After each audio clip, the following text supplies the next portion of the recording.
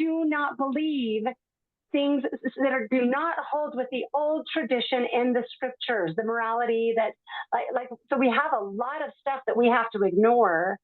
And I can't see him being this duplicitous figure in these ways when that does not hold true of the rest of his life. Mormonism with the Murph, where we do a fair and objective analysis of the church and its truth claims, its history, doctrine, and policy.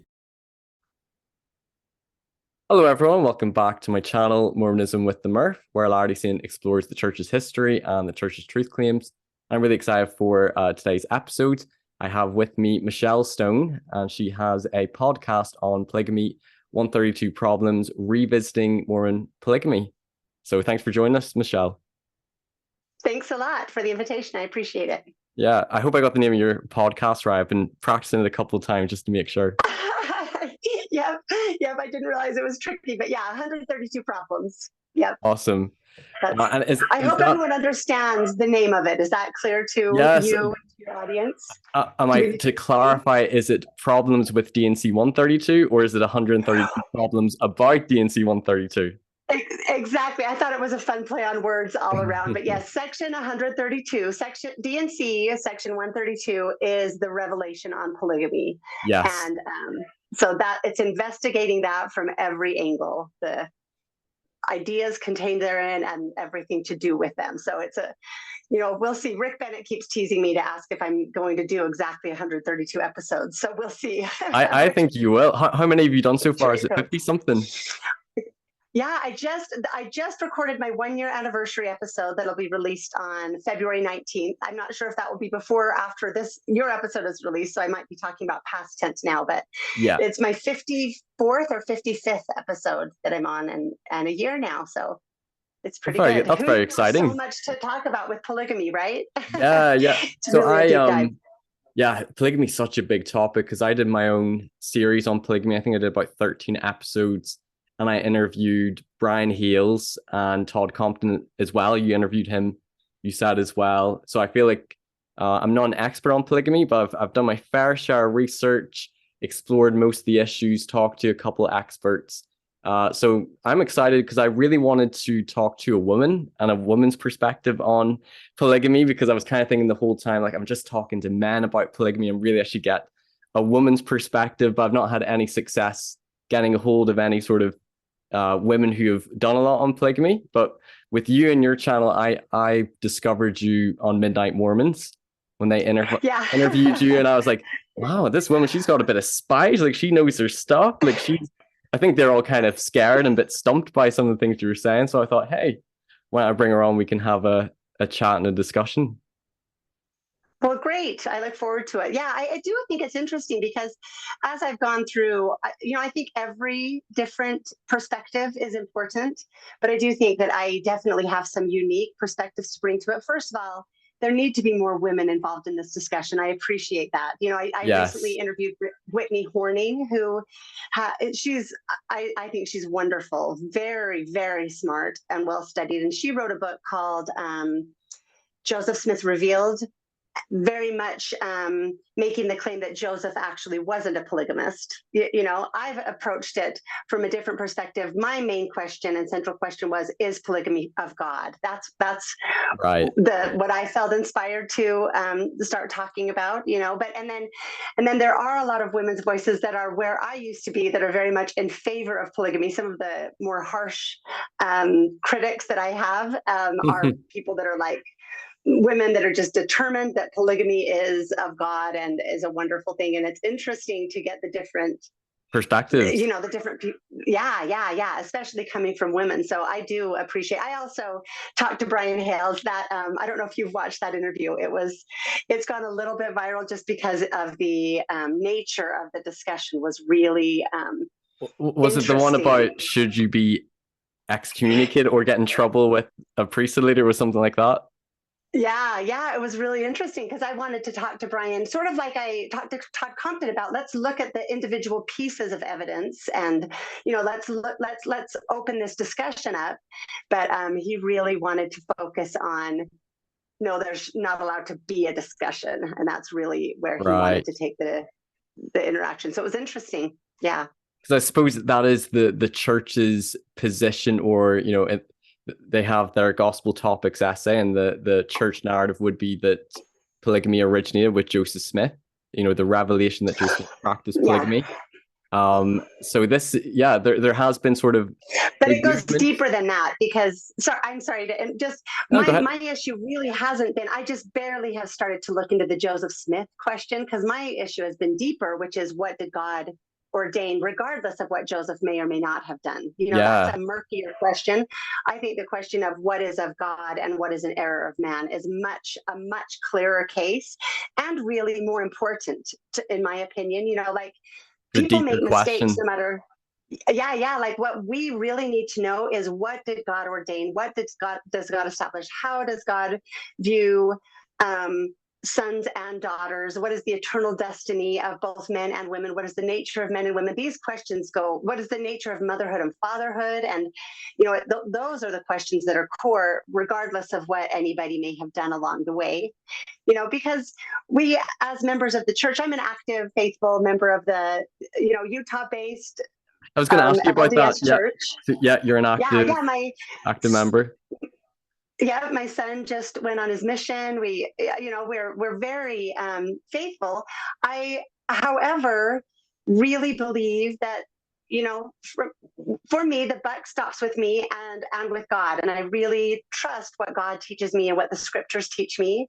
And so that's really important, to take our obligation, I guess our responsibility, to find truth, rather than just having a shelf that we put things on. Like, people make mistakes at any level of leadership. I don't know a perfect mother or father. I don't know a perfect bishop, and I don't know a perfect president of the church, right? And so that's why it's more important to go, okay, what do we need to do to find truth, rather than, don't ask the question, keep the family secrets.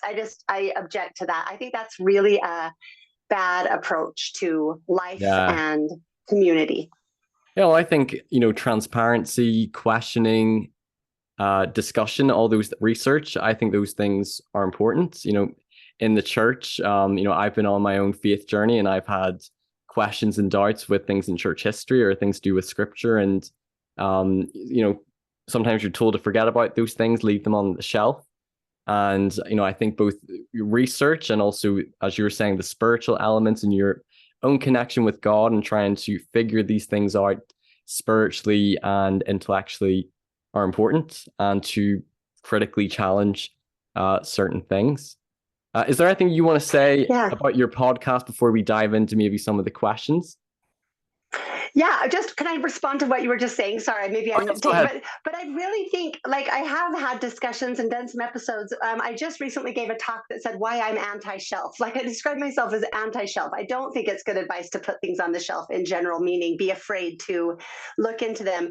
Throughout the Book of Mormon, we are taught the importance of our own personal discernment. Everywhere that we are given a guidance of how to know truth and error, how to find, truth and deception, is through our own personal discernment. We believe that deeply in our theology and in our scriptures. So I think taking that seriously is really important. So that's, I think that it's important to dive into it intellectually, but also to develop our sense of discernment, our connection to the divine, our personal ability to receive truth from God, because God says in your minds and in your hearts. And, I think that there is that connection. And when they come, you've experienced that, right? When they come together logically and theologically and scripturally, and the Spirit confirms it, it's just a delicious, like, truth is delicious, right? We don't need to be afraid of seeking it. So anyways, so my podcast, sorry, go ahead. Oh, go ahead. So you had asked about my podcast, so I will just explain a little. Did you want to know just why I'm doing it, or how it started? Yeah. Okay, so I tell this story in my first episode, and I always ask people to watch them in order, because it's kind of something that has to be addressed bit by bit, piece by piece, because I know very well all of the objections to polygamy. I grew up strongly believing in polygamy. I believed it was part of Zion, part of the celestial kingdom. I thought it was sad that we couldn't be living it now and Really? receive those greater blessings. So my grandmother is the oldest daughter of post manifesto polygamists. Our family history is that my great grandfather was called by the president of the church, Joseph F. Smith, in his office and told to take a second wife. And he said that he called him as the president of the priesthood, not the president of the church. This is at least our family history. So he went to Mexico and married a second wife. I think he and his first wife, who were childless, they were 40 and she was 16, I think, 16 or 17. I maybe have to get that date right. And that was in 1906. So for all of your listeners, the first manifesto, After the second polygamy. Right. Yeah, the first one was 1890. The second was 1904. This was 1906, right? And so, because at this point in the church, wasn't it Joseph F. Smith said that they would be excommunicated if they were still practicing after the second manifesto? John W. Taylor, the son of John Taylor, who was the biggest apostle in favor of polygamy and still continuing them in secret, he was put out of, I guess, released from the Quorum of the 12 in 1906. He wasn't excommunicated until 1911. So there was quite a bit of post manifesto polygamy, like the second manifesto. So that's what and then I was raised on all of the faith promoting stories of my grandparents. Like it's not that far away from me that my mother's mother was raised by faithful LDS post manifesto polygamists, and my grandfather your grandmother, you're a descendant of disobedient second post manifesto polygamy. Yeah, but they were obedient. That my great grandfather always held high callings. He served in general callings. He was mission president. He opened, so he was faithful post manifesto, right? Gotcha. It was in that kind of, it was a tricky time in the church, right? And so anyway, so I really, really believed in it. And one day my husband said to me, he had been studying and reading, and he came in and said, I don't think polygamy is of God. I think it was a mistake. And I was shocked. Like, this was apostasy that he was speaking in my little naive brain. So I actually I was like, what are you talking about? And I started studying with the intent to show him how clear it was that polygamy was clearly of God. And that just took me down the rabbit hole. Yeah, where I realized I still cannot believe how completely naive and ignorant I was. And that's what I found more and more, is that belief in polygamy is based in just deep naivety and ignorance. And then when it moves past naivety and ignorance, it's like this willful confirmation bias that's in a league of its own. We say words mean the opposite of what they say, and it's really, really interesting. So I was so shaken. That was kind of, I had already, my faith has transitioned several times in different ways, but that was definitely one that threw me for a loop, and no one could talk about it. There was nowhere to talk about it. What was this? I don't know, 12 years ago, 15 years ago, probably.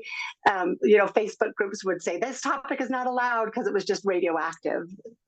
Polygamy, it's very controversial and messy, and you're quite actually unique, because most women, even growing up in the church, don't tend to like the topic or subject of polygamy. I didn't know too much of the history or the details of polygamy, but I know some of my family members were quite troubled by it growing up, and I sort of had the attitude or the mindset of, well, we don't practice it now, it's not really relevant anymore. That was just Utah polygamy. And in some ways it is still relevant, because one, it's part of our history, our heritage, but also polygamy continues today in the next life, that a man can be sealed to more than one wife. So in many ways it is still, and Doctrine and Covenants 132 is still in the scriptural canon. So we can't just be like, oh, polygamy, forget about it, doesn't matter anymore. So it does kind of need to be confronted. Yeah. It does deeply shape our theology. I think it's one of the main issues that leads to faith crisis.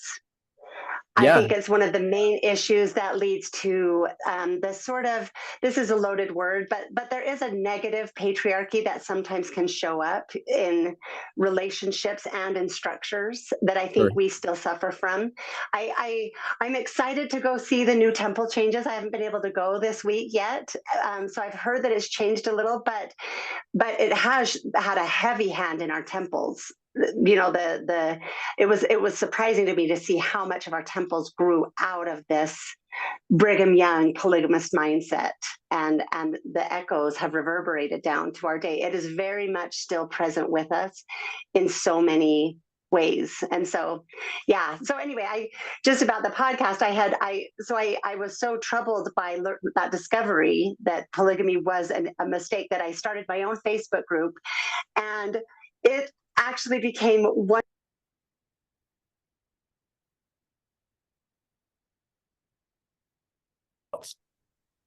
Okay. Anyway, I started my own Facebook group. It's kind of defunct now, many years ago, but many polygamists joined, and some of the best apologists for polygamy joined, and current polygamists. And so I got to come up against the very best arguments for polygamy. And were these not just members of the church, but also like fundamentalists, polygamists as well? So members of the church, and then fundamentalists and fundamentalist theologians who were the ones who people kept adding them to like get better arguments. And it was amazing to me to watch like their arguments. It became kind of fun because it was just like they would just dissolve like cotton candy. Like they're just so weak. So that's part of what gave me such a good education, was being able to encounter the best ideas on the other side. And that's part of why I think it's so valuable to have these discussions, right?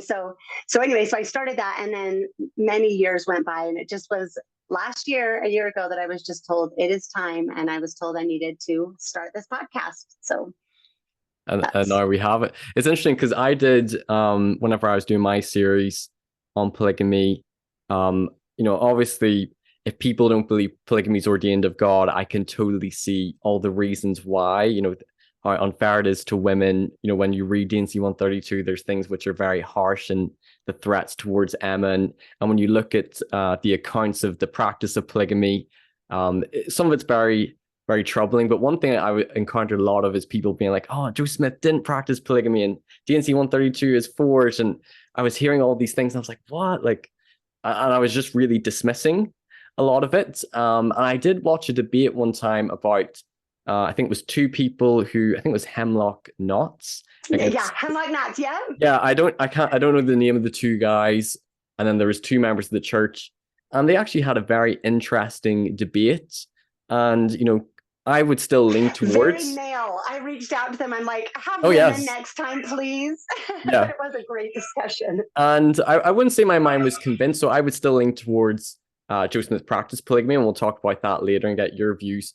But it definitely caused me to have a little bit more, open-mindedness and epistemic humility, and realizing that, to somebody who's very firm in the camp that he wasn't, you might not be able to prove it, but you might be able to present the evidence that you think supports your case. And in this channel, I'm trying to be fair and objective when it comes to listening to critics on any topic in church history or tackling the truth claims, and listening to faithful apologists. And I sort of believe if you look at the evidence on both sides, then you can come to a more informed decision. And I think that sounds like what you're trying to do as well, and we're all trying to navigate our way through on our own faith journey. Definitely. And what's been interesting, so I started out, like I said, the question of God is like the subtitle of my podcast is a scriptural and theological deep dive into Mormon polygamy. I really rely on the scriptures. That's where my study has been. That's my main approach. And so I hope that people that are interested in a scriptural breakdown of looking specifically at all of the details of polygamy will be interested, because I think it's valuable. But I really did intentionally leave the question of Joseph Smith aside for at least my first 50 episodes, because it's so messy. So I started out, assuming, of course, Joseph was a polygamist. But then as I studied it more, when I started my podcast, I was at the position of, I know Joseph didn't do what Brigham did. Joseph's polygamy did not look like Brigham's polygamy. Like I know that. And I don't know what he did and how much he got involved in it, but I can't say he didn't get involved in it. And I like, my way of making peace with that was, to whatever degree he got involved with it, made him lose his spiritual protection. That's why he was able to be killed. And, that's kind of where I started. Like, I knew it wasn't of God, but I didn't know where Joseph Smith fell. But as I have studied it more, I have to confess, it's kind of been that same experience of like the evidence just kind of melting like cotton candy. I'm like, we have ignored the positive evidence of Joseph's innocence, meaning make the case that Joseph wasn't guilty. That's been really understated and ignored. And then we've overstated some of the negative evidence, in my opinion. So while I started in that position, I really have shifted to where I would say now the case for me is very strong that Joseph was not the originator of polygamy. Okay, well, we'll talk about that in a wee bit, and I'll be interested to hear, your evidence and your reasons. But we'll start with, the big question: is polygamy doctrinal, and do you believe it is supported, in scriptures, theologically? And I want you to tell me your reasoning why you don't think it is justified in the scriptures. Okay, so this is 50 podcast episodes worth, right? So I'll do my best to encapsulate it down. The answer is no and no. No, it's not justified scripturally, and no, it's not it's not an eternal truth. It's in contradiction to what God established. So let me try to give a couple of just Cliff's Notes versions. Our justifications for polygamy mainly are the twisting of Jacob 2. So Jacob 2 is the chapter where Jacob gives his sermon against pride and against polygamy. It's interesting that those go together because there's so much pride in polygamy. It's like a very prideful doctrine. But we twist verse 30 to say that God sometimes will institute it when he wants us to raise up seed, right? Well, so that's the way I would read it. That would have been almost like a loophole. So he's condemning them for, polygamy, abominations like David and Solomon taking many wives and concubines. And then what's the exact word? Like, if I will, saith the Lord, command my people, or to raise a righteous seed, I'll command my people, if not, hearken to those things. So me reading it, I would have interpreted it as almost like you're to hearken to these things, monogamy, unless I command my people to raise a righteous seed. That's sort of the way I interpret it. How do you interpret that? So I do an episode on it that's called The Loophole, actually. Okay. That's like my second or third episode early on. So to come to that interpretation that you're saying, you have to take that verse completely out of context, change some of the wording, and kind of be taught it actually is teaching the exact opposite. You have to ignore the scriptures, the verses that come after it. You have to ignore, I think it's 1 Nephi 7:1. I might be wrong. So let me make my point, then I'll come back to that. If the purpose of it is to raise up seed, God created, first of all, Adam and Eve. Their first commandment was multiply and replenish the earth, right? And it was Adam and Eve. It was two of them. God preserved Noah and his one wife and his sons and their one wife each, and gave them the command to go forth and multiply and replenish, right? God led Lehi and Sariah out of Jerusalem. It's very clear I should have gotten these scriptures ready, but that their sons each had one wife, and commanded them. They were the ones that God was taking out of the corrupted community to go and start a new people, to raise up seed. But God, what he's saying there is, I have brought you forth out of Jerusalem where these abominations were being practiced, so that I could raise up seed to myself. So verse 25 of Jacob 2, verse 25 defines what the Lord means by raise up seed, which means raise up a covenant people that will follow God's commands. And throughout time, God consistently always created and ordained marriage and commanded it between one man and one woman as the sacred unit that's not to be messed with.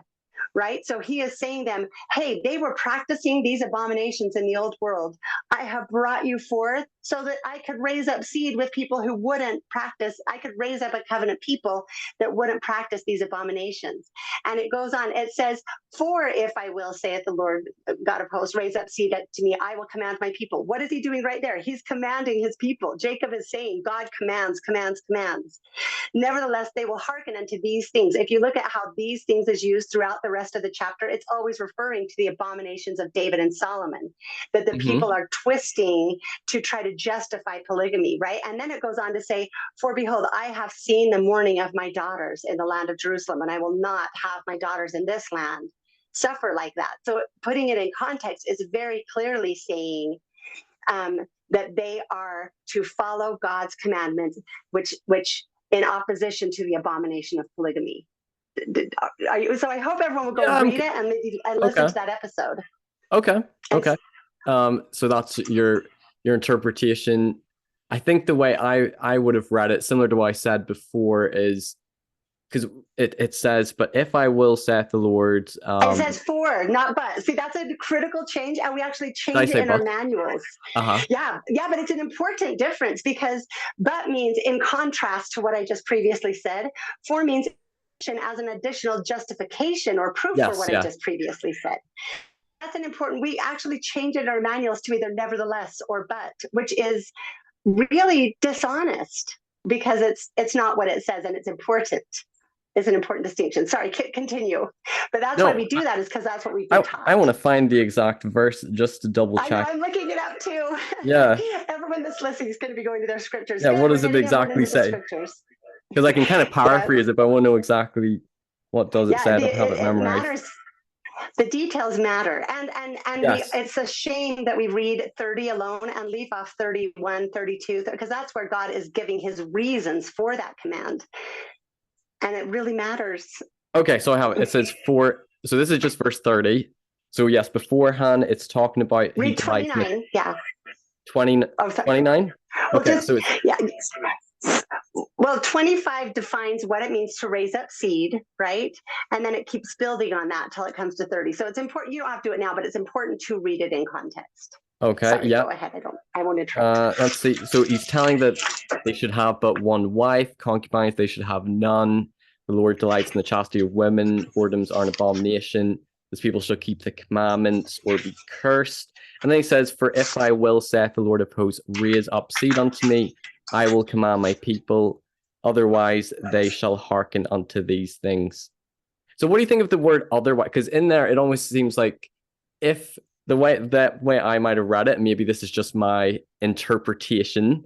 If I will, saith the Lord, raise up seed unto me, then I'll command my people. Or it says, I will command my people. Otherwise, so it's almost, to me, I would read it as like God is saying, unless I command you to raise up a righteous seed for polygamy, otherwise hearken to monogamy.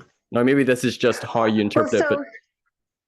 Well, so if we are taking that, there are many ways to address this, but let me start here. If you were taking it that way, God is saying, if I want a lot of babies to be born, I don't any longer care about my daughters. Does that make sense? Because God's entire reasoning, like if you go on to verse 31 and beyond, it says the next verse after that, otherwise they shall hearken unto things. For behold, I have seen the sorrow and heard the mourning of the daughters of my people in the land of Jerusalem, yea, and in all the lands of my people, because of the wickedness and abominations of their husbands. And I will not suffer, saith the Lord of hosts, that the cries of the fair daughters of this people, which, it goes on and on about, this is the reason I care about my daughters. I care about women. Yeah. So if we accept that interpretation, then God is saying, you know what, I don't care about my daughters if I want a lot of babies. That's not in keeping with God. Also, let me point out a couple of things. If you do a search of the term these things in this chapter, it's very clearly like, where is it? Well, I'll have to find it. But it talks about the things that you have read concerning David and Solomon. Right? Things refer to the abominations. So when you consider that, and you consider that 25 says, wherefore thus saith the Lord, I have led this people forth out of the land of the Jerusalem, that I might raise up a righteous branch. Like he's saying, they're doing these things. That's why I led you forth. And if you recognize that and then go to verse 30, right, it says, For if I will, and also the other thing that I haven't given the specifics of is how many times Jacob is saying that God is commanding this. So God is in right now commanding his people. Yes. He's not going to command them at another time. He's commanding his people now. So if I will, saith the Lord of hosts, raise up seed unto me, meaning raise up a righteous branch that isn't participating in these abominations, I will command my people, as I'm doing right now. I have given you this commandment. I can also find the verse where he commanded it to Lehi. He's commanded them continually to follow this pattern that he set. Otherwise, if I didn't command my people, and if I didn't want to raise up a seed, they would hearken unto these things, the things that are the abominations of David and Solomon that they're justifying in the scriptures. So if you look at it that way, it's a new lens. I'm following. Otherwise they shall hearken unto these things, the old things of old. These things, the wickedness and abomination. Yeah. And then he goes on for his explanation of because I care about my daughters, right? And that's so critical to include that. It also continues into the next chapter, Jacob 3, talking about, you are so judgmental and prejudiced against the Lamanites, but look, they're more righteous than you because they're not doing these things. That's right. That's right. Does that make sense? That does make no. I follow that interpretation. Now, what do you think of in the Old Testament?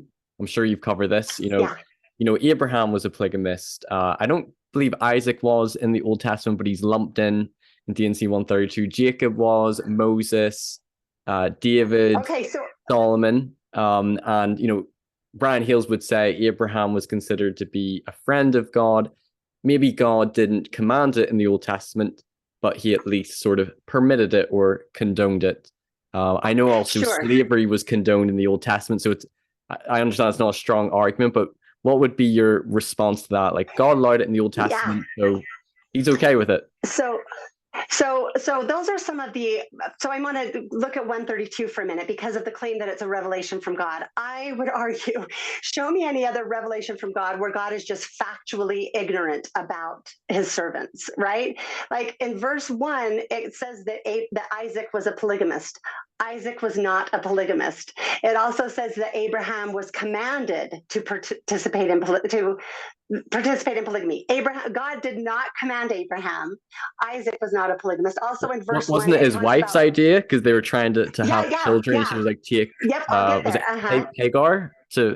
Was that her name? Yeah. Yep. So just looking at like 132 problems, like these are some of the problems that God seems to be factually ignorant of the actual scriptures and of the servants of God.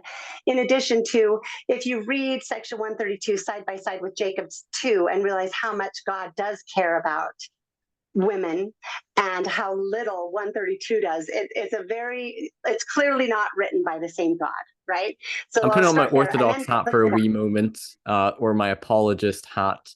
I'm not saying this is necessarily a good response, but they might say, well, maybe those passages in the Old Testament don't contain all the accurate information, so maybe God, they could respond with that. That just came to my mind. I did. There is someone that says 132 reveals that Isaac was a polygamist. What's really illogical? I do episodes on these to explain them in more depth. I hope people will that really want to understand. I'll put links in the description. Okay, the fact, like I do an episode on Isaac's polygamy, really, the fact that we use the Old Testament to justify this doctrine and continually refer back to it means that we should care what the Old Testament actually says.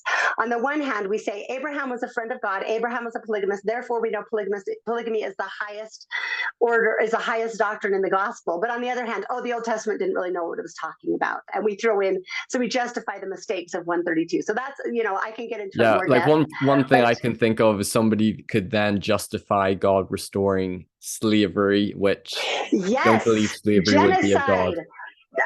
But like Judah and Tamar, let's look at that story. Judah, the son of Jacob, who was the house of Judah, right? The house of Israel that Jesus was born through, the house of Judah. His daughter-in-law, Tamar, disguised herself as a prostitute. Judah visited Tamar as a prostitute. That whole story, like if we're going to look at Old Testament morality and claim it to be the highest. Well, so like we have real problems. There is genocide, there is prostitution, there is gang rape, there are all kinds of, there's a lot of abducting, like killing everyone except the young girls and giving them away as wives. I think that it's important to pay attention to what Jacob 2 says, what God says there, that he brought people out of that, right? Because the culture we all have problems in our culture, and God is patient with the blood and sins of our generation and works, he works with people in their culture. So that's right. That's what I think. Abraham, it's important to look at Abraham's polygamy. Abraham's polygamy was very short-lived, and Hagar wasn't a wife. Hagar was Sarah's slave that they picked up in Egypt, right? I go into detail in this. And Sarah, in her desperation to have a child, planned to use Hagar as a surrogate to have a child for herself. It's clear in the language. So she's a slave that Abraham has sexual access to because of the culture of their day. Abraham was a very righteous man. The reason that I personally think that Abraham and Jacob were not condemned as were David and Solomon is because they never to any degree exercised unrighteous dominion. If you read through their stories, both of them defer to their wives consistently, repeatedly, all the time. They never view polygamy as a way to glorify themselves. They both were victims of polygamy more than perpetrators of it. So right. Abraham submitted to his wife's desperate desire to have a child and the promise of God, which really was in a way trying to bring forth God's promise instead of waiting for God to bring it forth, right? I have a lot of sympathy for everyone, so I don't want to judge anyone in this, but it was not commanded of God at all. Also, Hagar and Ishmael were abandoned.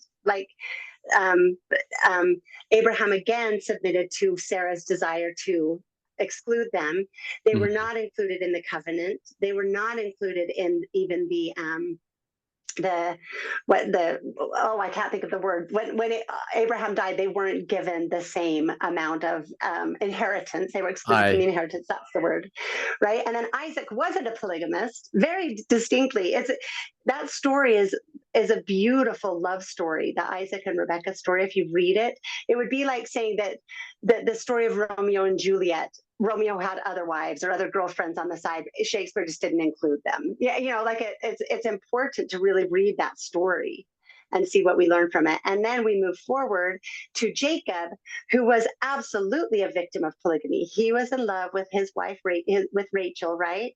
And then his really awful, despicable criminal. The more you read that story, the more you just dislike Laban, his father-in-law, tricked him. And then gave a second wife, and then those two poor girls, because Rachel was loved but childless. Leah had children but was hated. They both wanted esteem, so really they brought their two handmaids in it as sort of, I jokingly call them weapons of mass reproduction, because they were so desperate to become the higher esteemed wife, and the way to do that. So it shows the tragic results for everybody with polygamy. So really all of the fruits of polygamy from all of those stories are really bad. By their fruits you shall know them. We still have the battles going on between the descendants of Ishmael and the descendants of Isaac. If we interpret it literally, that's still bearing bad fruit to this day. If you read the stories of what happened with Jacob's sons, they fratricide, they tried to kill him. Then there are many times that you see, one of Jacob's older sons tries to dethrone Jacob as the patriarch of the group by having sex with one of his concubines, which there are I remember that story. Messy things that happen. Messy, yeah. It's hard to argue in favor of polygamy being a good thing. So if we're going to, and that's our whole justification to say God needs to restore it. Well, then God needs to restore slavery.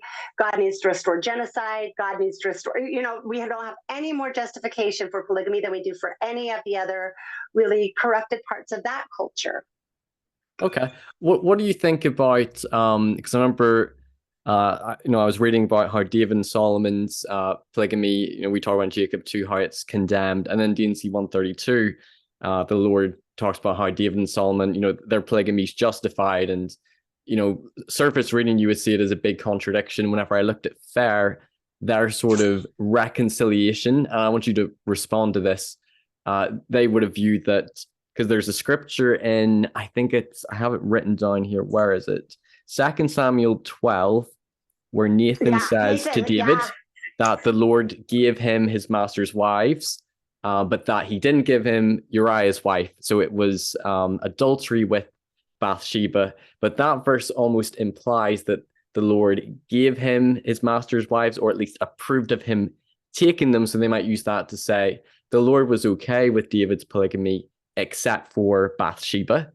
And then with Solomon, they would say it's because he married so many women and they sort of took him away from God. So that's why. Or he married women who had followed them to other gods, right? Yeah, follow strange gods. Mm-hmm. And that would explain why in Jacob 2, it's saying that the Lord's condemning polygamy, but why in Doctrine and Covenants 132, he justifies it, except for taking those wives that the Lord didn't give them. But it does say that in the Old Testament that the Lord gave David his master's wife. So what would be your sort of response to that? You're asking great questions. I love these questions. So I actually did a 3-part series on David. So if people want to dive in, because that's a big, long story. But that, if you look at David's life and how he got his wives, God absolutely did not give him any of his wives. He took all of his wives. It's very clear if you look at the actual story, right? Then, if you look at what Nathan is saying, what is so tragic to me in this polygamy myopathy, we just can only see it one way, is we miss the important lessons we're supposed to be given.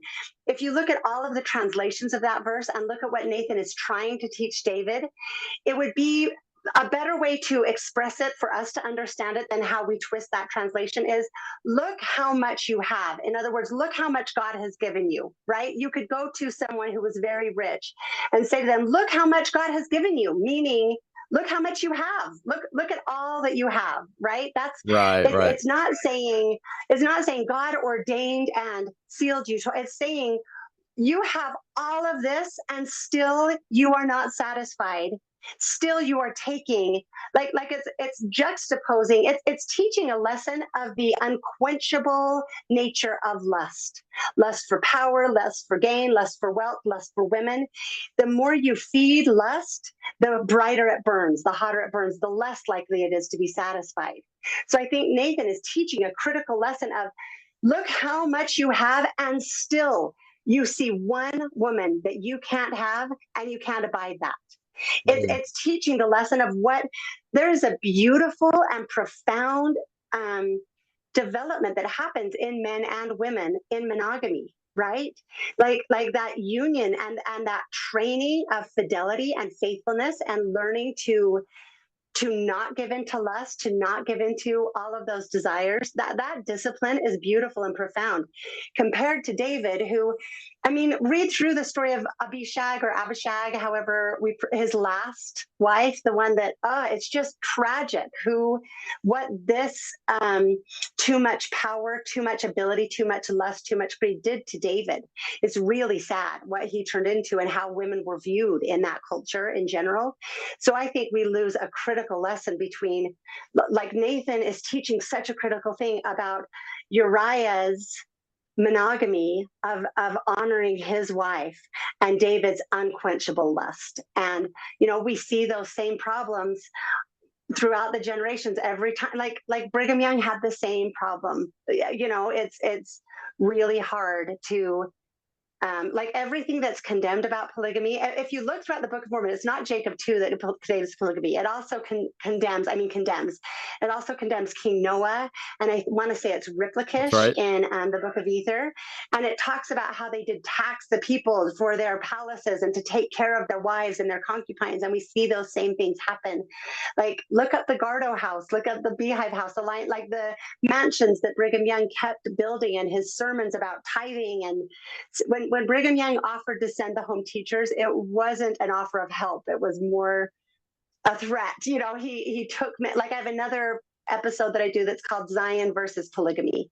And that's an important one to understand this dynamic that keeps showing up again and again. So it's, the Lord does tell us in Doctrine, and it's in the Doctrine and Covenants. It's also in 3rd Nephi. I won't know the chapter verse, but that we are under condemnation for not receiving more because we have taken lightly what we've received. And we haven't believed the Book of Mormon. It's the strongest book of scripture we have in opposition to polygamy.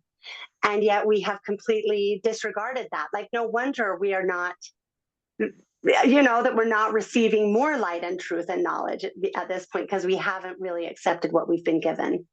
Okay.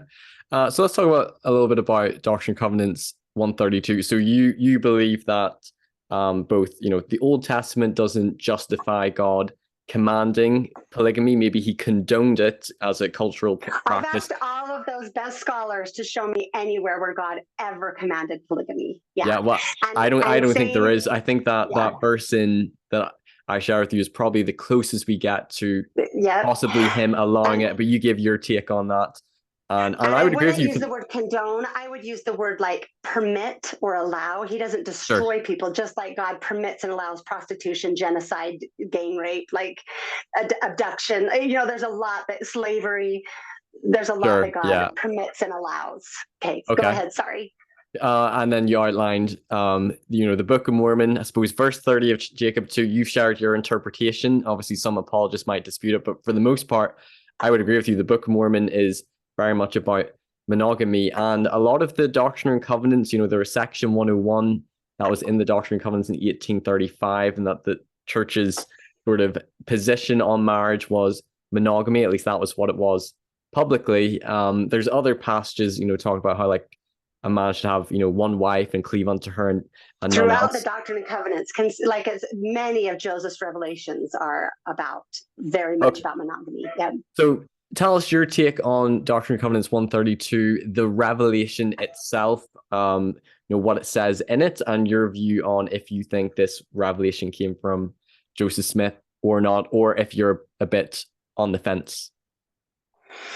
So, let me get my brain ready to go. I think it actually, as I said, I couldn't say for sure what I thought, about Joseph Smith, but it's actually been the scriptural and theological discussion that has pushed me so far into the camp of not believing it came from Joseph Smith. Because first of all, Joseph was very well versed in the Bible. I can't find any other revelation he gave that makes just factual errors and has so many internal contradictions. Like the theology of 132 is just bad. It just is just problematic throughout. And how it describes like they have to be virgins and God will give women willy-nilly. It treats women as objects. Joseph never did that. If you look at the relationship between Joseph and Emma, it was actually my episode I did on Emma and Joseph, which if someone wants to just watch one episode, that's one of my favorites because it's looking at the life of Emma. And it was actually looking at their firsthand documents, the factual evidence that's not questionable between them that really started to convince me, wow, he didn't do this, And so Brigham, though, his wife, I think Mary Ann Angel, she was the daughter of abusive parents. She was very soft. She was the kind of timid, more what you'd think of as a dominated wife, So this worked for that relationship, did not work for Joseph and Emma. Emma was actually older than Joseph, and they were very much an equal partnership. And so Joseph also, I can't find any other revelation that he didn't heed at all. Nothing about what is described in 132 resembles what we claim Joseph did in any way. The 132 is all about virgins. We claim Joseph was marrying married women. 132 is, there's nothing in 132 about raising up seed. That maybe I'm getting something I think wrong, it does give one of the reasons is to bear the souls of men. I think 63, outlines verse 4. 63. Yeah, I think it outlines what's the 4 reason Brian always mentions them. Well, Brian, but let me just say, that's Brian's tortured reading of it. Like I think I could come to it and come up with a very 4 different. Brian really wants to make it fit into current LDS theology. So just so you know, that's I disagree. I guess I just would say I disagree with Brian on his reasons that he. Did you have a debate with Brian on polygamy on your channel, or was it more to do with your I wanted to standing in the church? I didn't want to have a debate. I just wanted to get I wanted to ask him questions about it and have a discussion, but we didn't get to it very much because he just wanted to talk about church. Okay, got it. Because he's very well versed on it. Yeah. But yes, DNC And so 132, I think it talks about, the restitution of all things. It talks about it being sort of a trial to prove the saints, bear the souls of can we men. go I one think by one? exaltation.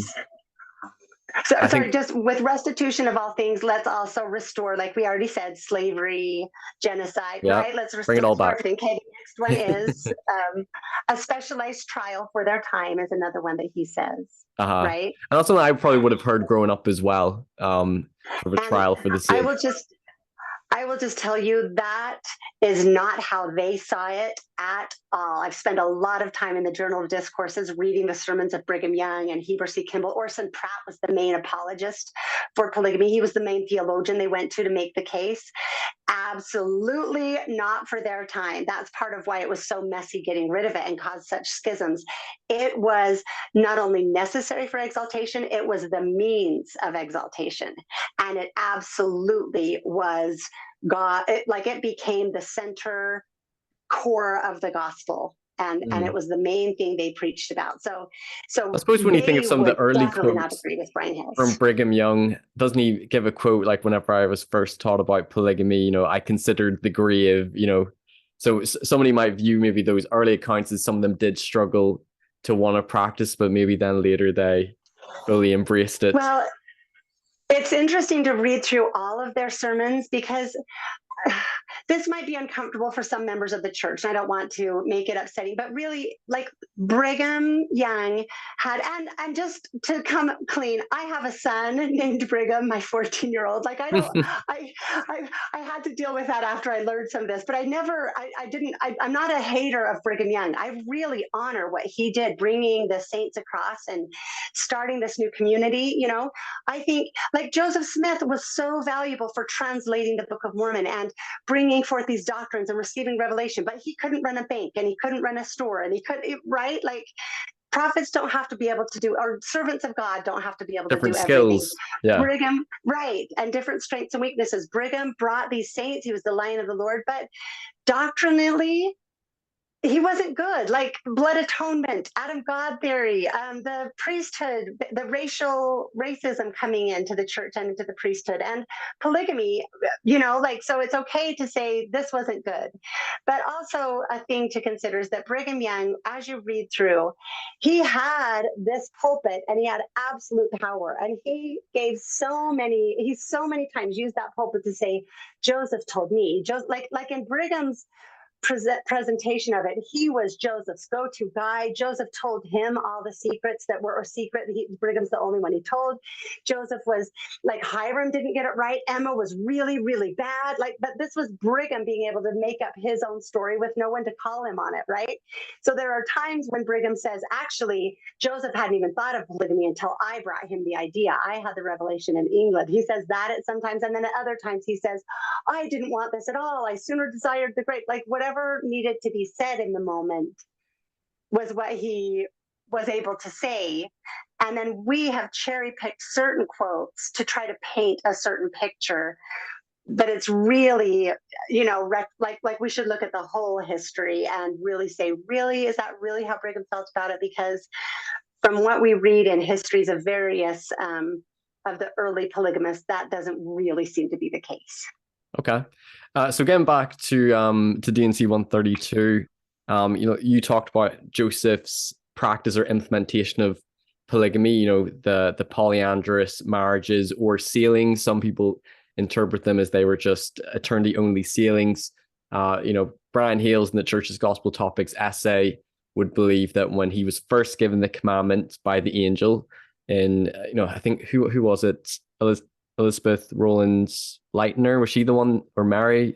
I can't remember their names. She talked about the angel visiting like 3 times between 1834 to 1842. And so some apologists or believers might interpret it as when he was first obeying the angel's command, there was Fanny Alger, but then that didn't go well. But then he was sealing himself to other men's wives, women with husbands, as a way to satisfy the command, but not fully go into polygamy. And then the angel came like a 3rd time in 1842, and that's when he started going full-blown with polygamy and marrying single women. What do you think about that interpretation? Okay. rubbish, but that's harsh. Sorry. I have an episode that I also would direct people to about the angel with the flaming sword, or the angel with the drawn sword. That's a really important thing to break down in detail. I won't take the time to do it here, but if anyone's interested in why that story is not at all valid or reliable, that's a good episode to go to. Well, I did a video on that in mind. There are quite a few accounts corroborating it, but I will acknowledge that most of them are, or I think all of them are, decades after the fact. So they all are late accounts. It's not hard to have one thing said and then have it repeated several times, right? All you have to do is say it in general conference once, and then everyone else can testify that it happened, right? And so anyway, that I think it's useful to look into how those accounts grew, and then also the theology and the scripture of it. How does that work with God? Like we have other examples of prophets who were given even far more impossible tasks. For example, Moses, go free the children of Israel from Pharaoh. Pretty difficult task, right? Did God send us, like when Moses doubted his ability and kind of argued back, God strengthened him and edified him and gave him what he needed to be able to accomplish it. He didn't infringe on his agency, which is the central the central value of God, what a war in heaven was fought over, right? According to our theology. Right. We have Mary, who was told she was going to bear the Son of God and have an illegitimate pregnancy from the look of it. And guess what happened? An angel also went to Joseph, right? We know that when God, like we're always told in our day, when God chooses, well, in my wording, it was always when God chooses the man, he chooses the woman beside him. You know, Emma was, in my episode with Emma and Joseph, Emma was as chosen as Joseph was, right? And so to think that, and then we have Nephi saying, I know that the Lord giveth no commandment unto the children of men, save he shall prepare a way for them. And what God has joined together, let no man put asunder. To believe that God would not only command, but threaten Joseph to do something that would divide his marriage like this, according to the stories that we have, it just doesn't work with any scripture, any theology, and anything we know of God. How do we trust a God like that, right? And then as we look at the cases, the claims made about it, both of the supposed angel, but also all of those cases of sealings, guess what's the earliest evidence we have of any of Joseph's polygamy? It's 1869, 25 years after his death. My episode that I'll release on February 19th, so it's the one where I really make sort of my case of coming to believe Joseph was innocent. And so there was all of this pressure put on Brigham Young. He was facing an existential threat to prove that he was the legitimate heir of the kingdom, right? And he had to gather these affidavits. They I think it was, I can't remember. Was it John Taylor, Joseph F. Smith gathering them to try to prove, because in Brigham's mind, it was like, I have to prove this or else, instead of, I wouldn't agree that he had to prove that Joseph was a polygamist. And so, and anyway, I go into also the doctrine, how women were taught to view their husbands as their Lord. With the echoes of that continued in the temple until this week. I don't know what it looks like now, where women covenant to obey, the man covenants to obey God. That was actually taken out in 2019. That was, because I remember whenever I went back to the temple, because I went inactive for a period, and I came back to the temple, or I went back to the temple, it was the end of 2019, and I noticed they removed that part. That was changed. Yes. Yeah. So it was 2019 that was taken out. There's still hints, but yeah, like and I think there's been a new adjustment this week that's moved it along further. I haven't been yet, but I read an article about it, but. Okay. And even before, like when I went, it was that you obey the man as the man obeys God, which could be interpreted to mean if the man obeys God, you obey the man, or it could be in the manner in which man is to obey God, you are to obey man, But even before, it didn't even have that. It just had the woman obeys the man obeys God. Those are handed down. Anyway, the point I'm making is these women, people will have to watch the episode to see what these women, their culture that they had been taught, the things that the way they needed to serve God was to obey their husband and build up the kingdom. And if their prophet husband came to them and said, Joseph was a polygamist, but we need to prove it, I need you to say this, their way to be righteous in their husband's eyes and in God's eyes was to do what they needed to do. So I think it's like all of the stories got changed later on from what they were in Nauvoo, or the understanding for those ensuing decades. And so it's good to recognize all of those pieces. Okay. So yeah, your thoughts would be on, the late accounts and testimonies of both being married to Joseph, but also the angel and the drawn sword, that they are telling these stories to almost reinforce and justify them practicing polygamy and to attribute it back to Joseph Smith.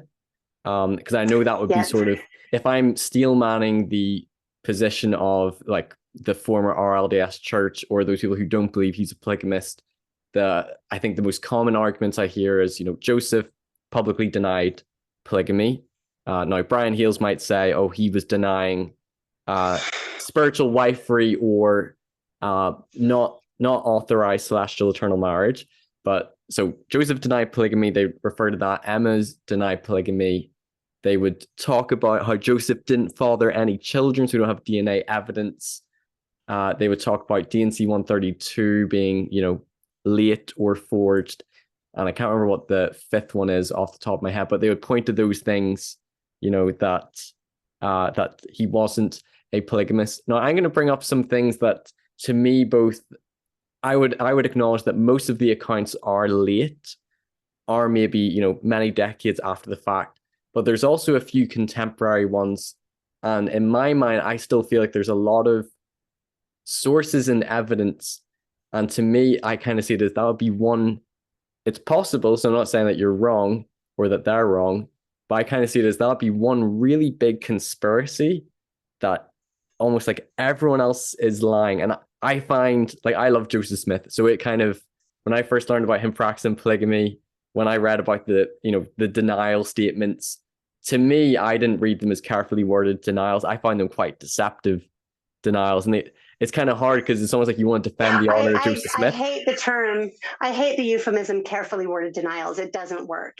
To me, I find them quite misleading. We leave a lot of them out. Like, there's a speech by Hiram Smith that wasn't included in the history of the church that he gave in, was it 1844? That is, you can't call it a carefully worded denial. We leave a lot of the absolute denials out of it. So we weaken that argument. But go ahead, and because I do want to say, like, my motivation has not been, I want to clear Joseph's name, or I want the truth. Yeah.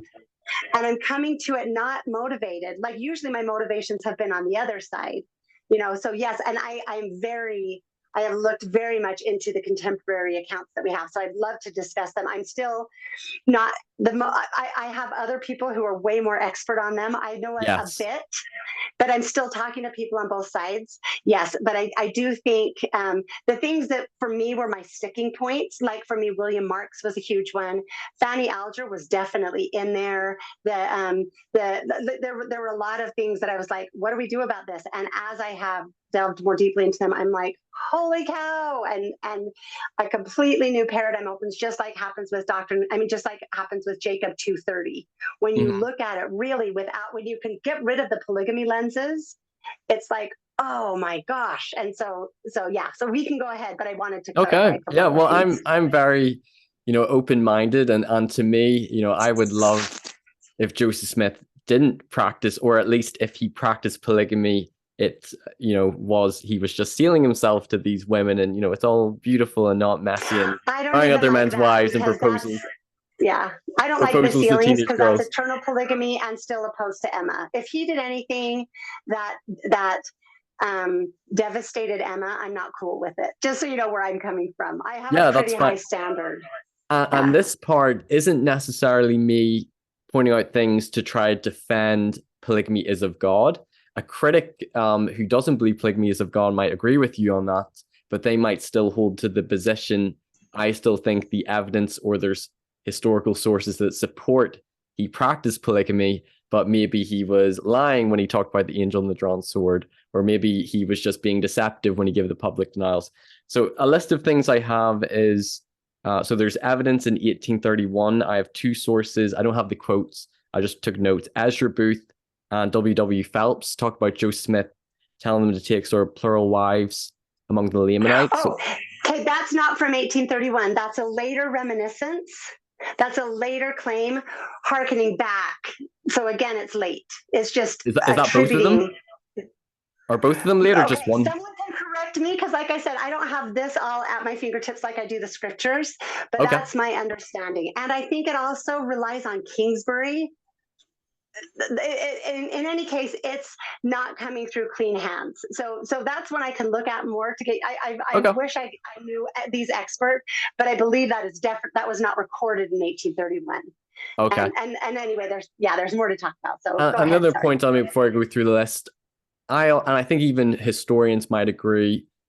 I don't think necessarily late accounts mean not credible. Certainly, they're more credible, more reliable if they're contemporary, if they happened at the time. But I don't personally believe, even if it's decades after that, therefore means it didn't happen. Certainly, it causes you to question the credibility. But some of the other contemporary ones is, we know about Oliver Cowdery accusing, the Fanny Alger to be a dirty, nasty, filthy affair. We have other sources which I think are more late, like Eliza Webb Young and Mosiah Hancock. She was just Annalisa Young, is that who you mean? Annalisa? I think so, yeah. Annalisa Young. Eliza R. Snow said that she was a plural wife of the prophet. Mosiah Hancock, he says that his father, who was the uncle of Fanny, performed the marriage ceremony, again late, but multiple sources that there was either a marriage or Oliver Cowdery believed there was an affair. Now, people can either interpret that as, I think there was a marriage ceremony, or I think it was adultery, but it seems like there's both contemporaneous evidence and late accounts supporting that there was some sort of a relationship. Do you have any thoughts? Do you want me to respond as we go through? Or yeah, okay. Yeah, well, you can respond to Fanny Alger. Yeah. How do you view that? Or do you think it's all just made up? No, well, we have absolutely we have Oliver Cowdery's letter about the dirty, nasty, filthy affair / scrape. Yes, apparently it said scrape originally, but that was considered slang, so that was crossed out and affair was added over. So the 1828 Webster Dictionary, am I saying the right years? The 1828 Webster Dictionary is the best resource we have for how language was used at that point. Right. And any sexual connotation of affair came much later. Affair meant happening. A thing happened. So scrape was considered slang. Affair was used as a more proper term to say that thing that happened. Does that make sense? There was no sexual connotation to that word. So that's not making the case. It's just an important thing to recognize, because although somebody might interpret affair. Dirty, nasty affair, adjectives dirty, nasty would probably I'm just trying to say that if Oliver wanted to have it have any sexual implication, there were other words that could have been used. There was no sexual implication to the word affair at that time. So there was a dirty, nasty, filthy scrape. Like something happened that was a scrape. Joseph got himself in a mess with that. So we can definitely interpret, put that in. That's it, because people could interpret what happened in the barn. Some people think, was it sexual relations? Was it just affection? Was it even a marriage ceremony? Obviously, none of us know. Who was it? Was it William McClellan who said about there being like a transaction, emissing the transaction in the barns? And none of us really know what that means. That was just based on what Oliver said. For everything else is based on what Oliver said, right? Like all of the later things. Emma saw something and was upset. My understanding is Joseph called Oliver to help. And Oliver was really offended by what happened. And then Oliver wrote that note. And then he had a trial to be excommunicated because he was spreading slander about Joseph. Like, this is what I understand. Yes, someone can correct me if I'm getting details wrong. So a couple of things. First of all, the dating is impossible. It can't have had anything to do with polygamy, because the revelation wouldn't have come in time. And do you know what I mean? And it wouldn't have been unless you believe the revelation, because we don't know exactly when he inquired of the Lord. If you believe D&C 132 came from Joseph Smith, Some people believe it was when he was translating the Bible, and that's maybe when he inquired. There's the allusions from, those two sources. Yeah. That it came nearly We as have early to as fudge the 1831. dates. Like Todd Compton and Brian Hales disagree on the dates because we don't have the exact date. So we For don't Fanny have. Alger? So that's one Yeah. small point. Yeah. It's Yeah. just one small point. It's not the point. But I think it is messy enough that we have to. I think that's why I said take things to the Lord. So I'll just tell you my experience with the Fanny Alger thing. Not that it proves anything, but I think it's important to first separate out. Like it's easy for us to go, that is absolute proof that Joseph was a womanizer and was, but I think it's important to break it down and go, okay, what is the actual piece of evidence? What happened? Right. And so Joseph called Oliver to help, right? So he thought whatever he was trying to do, he thought that Oliver would be able to help. Oliver did acknowledge that he had misunderstood. And even after Oliver did leave the church, he didn't any longer, as this is my understanding. Again, if I'm missing something, someone correct me, but he didn't continue to accuse Joseph of being an adulterer, right? Like he recognized that he had misunderstood. And I didn't learn that until, so I was actually on an airplane studying out this Fanny Alger thing. And I just was like, God, this is so messy and troubling. I hate the idea of Joseph messing around with basically the babysitter, like having sex in the barn. What is this? If this is what happened, I can't believe this man is a prophet, and that's okay with me, just to help me understand what this was. And I just prayed, can I ask about this? Can you help me understand? I was told, yes, I did. I prayed. And all of a sudden, a scene from probably my sophomore year of college just came right to my mind that I didn't even know I remembered. And I was a music dance theater major. We were doing a show and there were three of us with the male pianist practicing a song. And we were all being kind of just young and flirty, messing around. It was innocent. It wasn't, I think one of them was giving him a back rub. So probably anyway, all of a sudden he stiffened up and put her hands off of his shoulder, and we all looked up and his wife had walked in.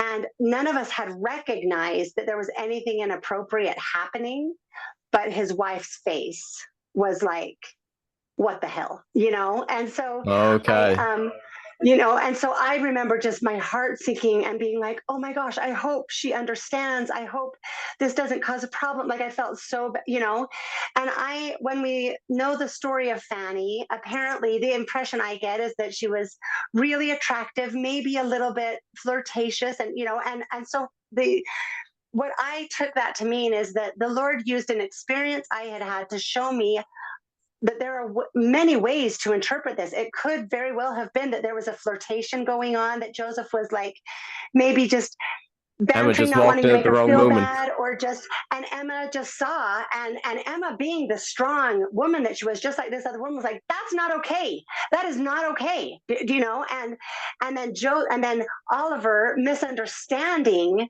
what had happened until Joseph was able to be, look, yeah, I messed up, but it was this. I didn't, do you know what I mean? For me, that is completely plausible. And in fact, far more plausible, because you have to also take into account the relationship between Joseph and Emma. If you read the episode I did on Emma, if you look at Emma's life, and sorry, it makes me cry just because I relate to Emma. I've lost children. She lost children. I have family estrangement. She had, if you look at the sacrifices she made and what she did and how she and Joseph were side by side, and look at their correspondence, Emma was not a shrinking violet, was not the type that would be okay with a cheating husband and write to him in these loving ways, with humor and with just so much genuine love and empathy and compassion and reliance and trust between the two of them. If he were a serial cheater, I know, it would be like, okay, what else do you need? Okay, yeah, there'd be that coldness that there would be in a troubled marriage, in their private correspondences. So that's why I think it's important I'm not trying to explain away the Fanny Alger thing. I'm trying to understand it in a way that makes sense with this other body of evidence that we tend to understate and don't look into a lot, because the fact is it's in everybody's interest to paint Joseph as a polygamist. The church needs to paint Joseph as a polygamist, starting with Brigham Young, right? We are still, unfortunately, in I think it's a mistake because we've let go of every other of Brigham Young's doctrines. We have disavowed Adam God theory and definitely blood atonement. We've disavowed the racial ban. Like, let's just add polygamy to that list, is my perspective. But the church wants to say Joseph was a polygamist. All of the anti-Mormons and post-Mormons definitely want to say Joseph was a polygamist. So everyone is arguing on this side. I think it's important to go, okay, let's look at the actual evidence without a motive. So that's my answer on Fanny Alger. Okay, and just one quick follow-up. What do you make of the accounts from, was it Anne Eliza Webb Young, Mosiah Hancock, who was the other, Eliza R. Snow? What do you make of them supporting that she was a plural wife of Joseph Smith? Can you just dismiss them? Do you think they're just late recollections? They're trying to, retrofit polygamy back to Joseph Smith? How do you reconcile those? Yeah, all of them were massively invested in proving that Joseph was a polygamist, right? So any name they could get, like I haven't done the research firsthand to know how involved Eliza Snow was at the time of Fanny Alger, but she wouldn't have been at the sealing. She wouldn't have, it would have been based on what was handed down, what was, I think it's a really, and also we need to look at, how do we define marriage? How do we define being a wife and being a husband? To me, like, as a wife, I know we change things, but definitely in that time, and for traditional people now, I take my husband's name. We cohabit in the same home. We are known as Shane and Michelle. You know what I mean? Like, we are recognized by the community in a public ceremony. We share our bills. We have children together. We rely on each other and for our life decisions, right? We navigate life together.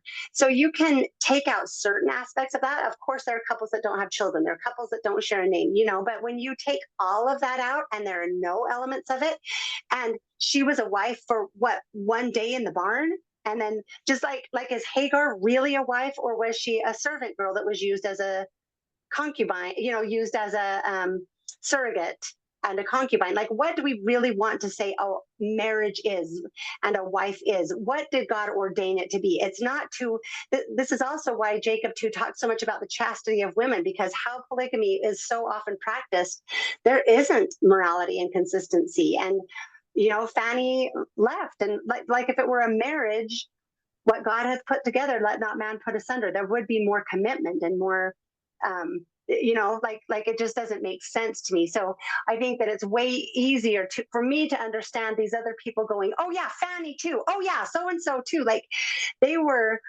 in that 1869 and then later in the 1890 with the Temple Lot trial, they were so invested in getting affidavits that I think that they weren't even necessarily taking the time to go, is this plausible? Were you married to someone else at the time? Because polyandry doesn't fit in with 132 at all, or with any idea of polygamy. So I think they were just desperately getting names. Okay, so I'm going to rattle through the next few bullet points. You can, and I will say Fanny Alger never claimed to have been married to Joseph Smith. That's right. She didn't. I think there's just not many documents. I did a video on Fanny Alger, and there's just not many documents, nothing firsthand from Joseph, Emma, or Fanny. So you're going off a lot of secondhand. All we have is the Oliver bit. The Oliver bit is really all we have, and then the minutes from his meeting, right? Mm-hmm. And then all the later secondhand ones. Okay, so what do you think about? So we have William Clayton's journals, 1843, of him recording that he took down the revelation for D&C 132, and also, I think he wrote in as well, like the marriage to Lucy Walker. You talked about Emma and Joseph's relationship. He talks about that in his journal, that they, were having some conflict and fighting. So people would point to his 1843 journal as contemporary. He was the scribe for Joseph Smith. And somebody would say as well, like, look, polygamy was going to be secret. Bigamy was against the law. So Joseph was keeping this secret. It wasn't public. So that's partly why, not everyone knows about it, and they're not traditional marriages, because he's keeping this secret. You can respond to that, or I'll list a couple others. William and Jane Law, and there I think they have an affidavit that they So read. can I respond really quickly to the William Clayton? I'll try to be more Yes. brief. I'm sorry if I'm No, you're talking fine. too much. Go for it. So I'm actually really excited because I have 2 interviews scheduled that are with kind of people who are more expert than I am on the William Clayton journals. That's But good. what I do know is that there are differences. So this is a bit to explain. So here, like when Todd Compton sat down with Eliza Snow's journals, right? He talked about how he knew she was writing around the campfire. Like think of your journal that you carry with you. There's milk spilled on it. There's ashes on it. There's like if you're, it's messy. It's messy. Right, There are right. things crossed out. You're right. Like if you were crossing the plains keeping a journal or being chased from home to home, or like think of what a journal looks like under the best of circumstances. These weren't the best of circumstances. So there's the original contemporary journal that looks like a journal. So I'm talking to a guy named John Heidesek, I'm not sure how to say his last name, who is an artifacts expert, right? And he deals a lot with journals and with early Mormon history. So he's one that talks about this. And then they have what is called a cleaner draft, where they like write out the journal later, and clean it up. Right, and then right. they have editing drafts, and then they have final drafts, right? And we can show there's like in my episode I'm releasing on the 19th, on February 19th, I'm showing some of the journals that went through those different steps. Like I think we start with the clean draft, not even the original, and then the editing draft, and then the final, and we know how much time was spent in, like we have so many entries in Brigham's history of spent time today revising the history, revising, they were definitely revising things. And there's a lot of really kind of damning evidence of how much was changed and altered. And so William Clayton's journal, first of all, the church hasn't released it, even after, how many years after Joseph's death and William's death, and now even 5 years after promising it. So we can't even see if it's the original or one of these later draft copies that was revised. There's very little evidence. What we have are copies of copies at this point from someone who wrote down portions of it kind of in secret, right? We don't have the actual diaries to be able to look at them and know what stage of that copying process they were in, and to know what else might have been said in them. And William Clayton, he's the only, like the entire validity of Section 132 hangs on the testimony of William Clayton. And I go into my episode on the 19th why that is so problematic. He does not have the credibility to support such a huge thing, in my strong opinion. So there's an answer to that. So I know that the High Council, the 5 of them signed affidavits. They may have been late, that they were given or presented with the revelation on Doctrine and Covenants 132, I believe. I don't know the date, maybe 1843. And then you have affidavits from William and Jane Law that they were presented with the revelation in July 1843. They really struggled with it.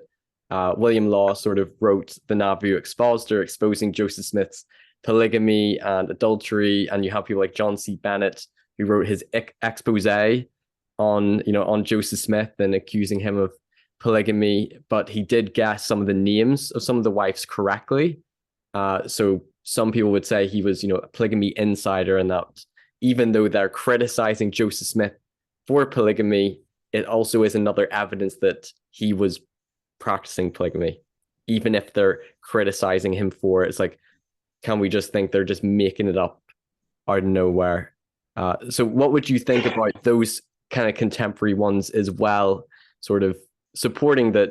Okay, so that's a lot lumped in together. So let me get it straight. So you brought up John Bennet and the laws, William and Jane Law, and which other one? Was there one more that you brought up? There was 5 people from the High Council who gave affidavits. Those ones may not be. Reading. Yes. And so I just read a talk from Hiram, that one that wasn't included, and there was something that like Joseph and Hiram both said, yes, something was read, but it was dealing with the Old Testament, and it wasn't about this life, and it wasn't, I think there was, well, it seems clear to me that there was some revelation that we don't have. But I think it's clear that it's not what we have in 132. I think that's also clear based on all of the theology of, like, we have all of these stories. There's just one, there are many things I could go into. We have all of these stories of how Joseph was so protective of Emma and loved her so much and said, if you want to, like wouldn't let evil be spoken of Emma. And yet we're supposed to believe that he had this revelation and read it in front of the high council that referred to Emma being destroyed and referred to, while he had called and ordained and sustained her as the Relief Society president and stood beside her repeatedly fighting against polygamy. Like it doesn't make sense on many fronts. Another thing, there was something else I was going to say that I'll have to get to it. Sorry, I have too many thoughts. That's okay. Do you need me to remind you of any of the points I mentioned? Yeah, it was about this. It was about this point, so I'll have to come back to it. But yeah, I lost something there. There's more to be said there. Clearly, that just slipped my mind.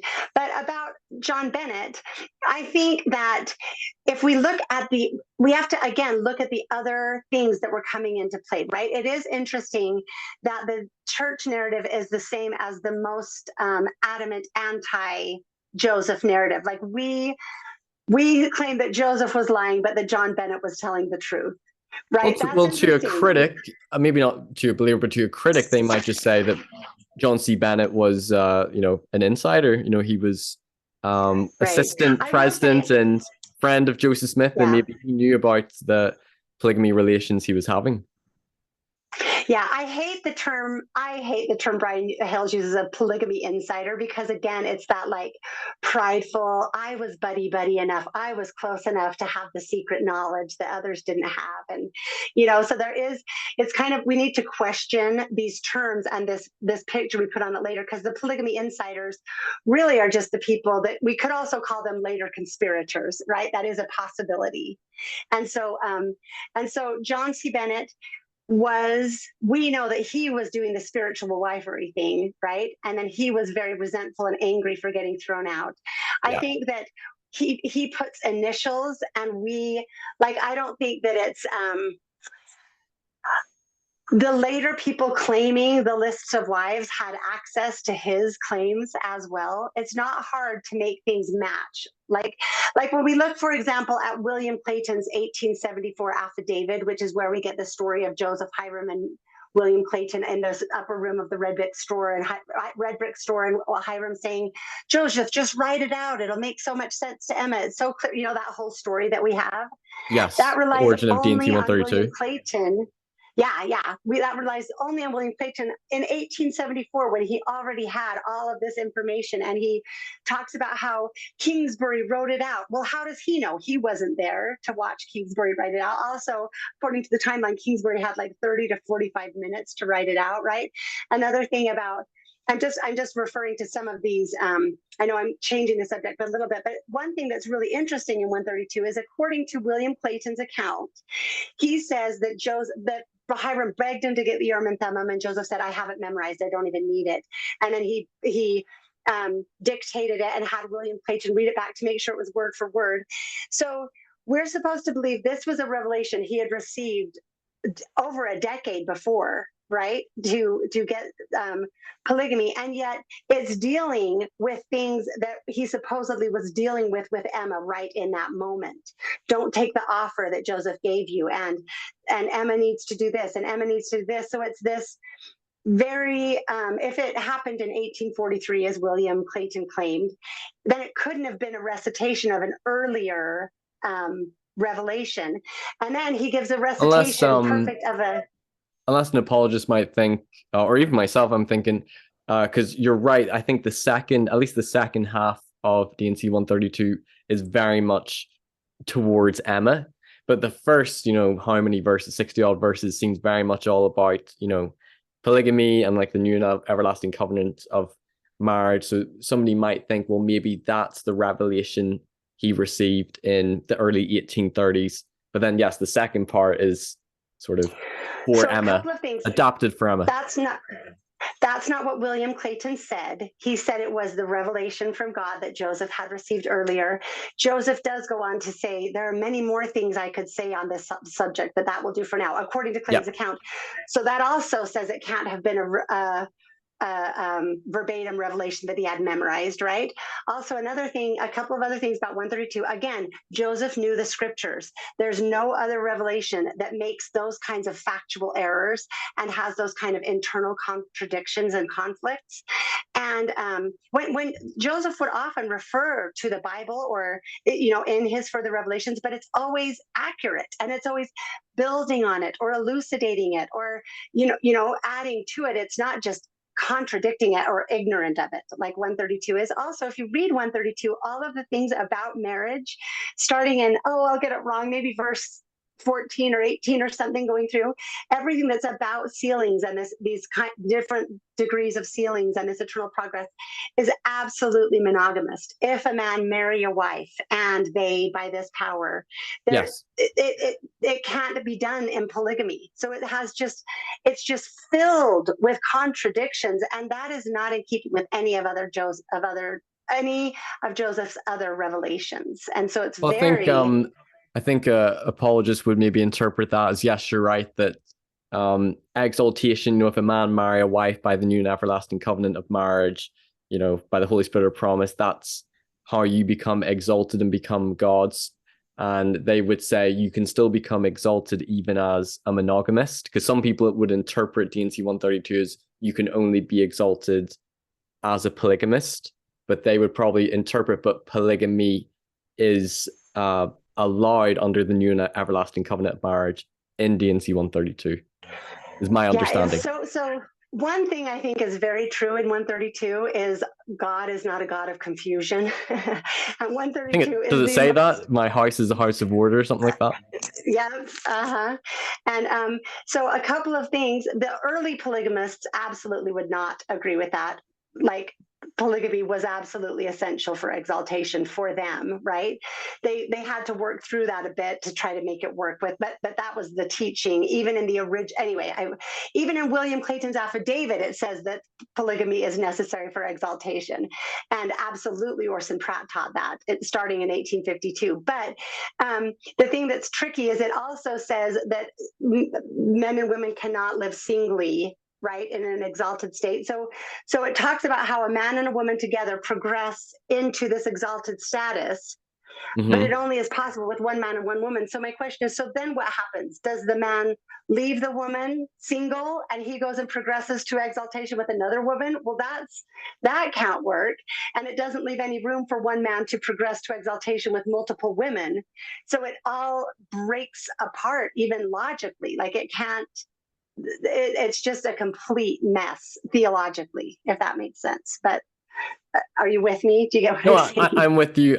And I by no means am a defender of polygamy, so I don't like polygamy, but I could see an apologist saying that, well, it's saying that, if a man marry a wife by the new and everlasting covenant of marriage, then they can become exalted, but that may also apply to a man can have more than one wife and they'll be exalted with him. Might be their understanding of the revelation. Read through it, because it describes the process of how a man and a woman progress to exaltation, how it doesn't leave room for two women, and he can't do it with one woman, then leave her separate and go do it with another woman.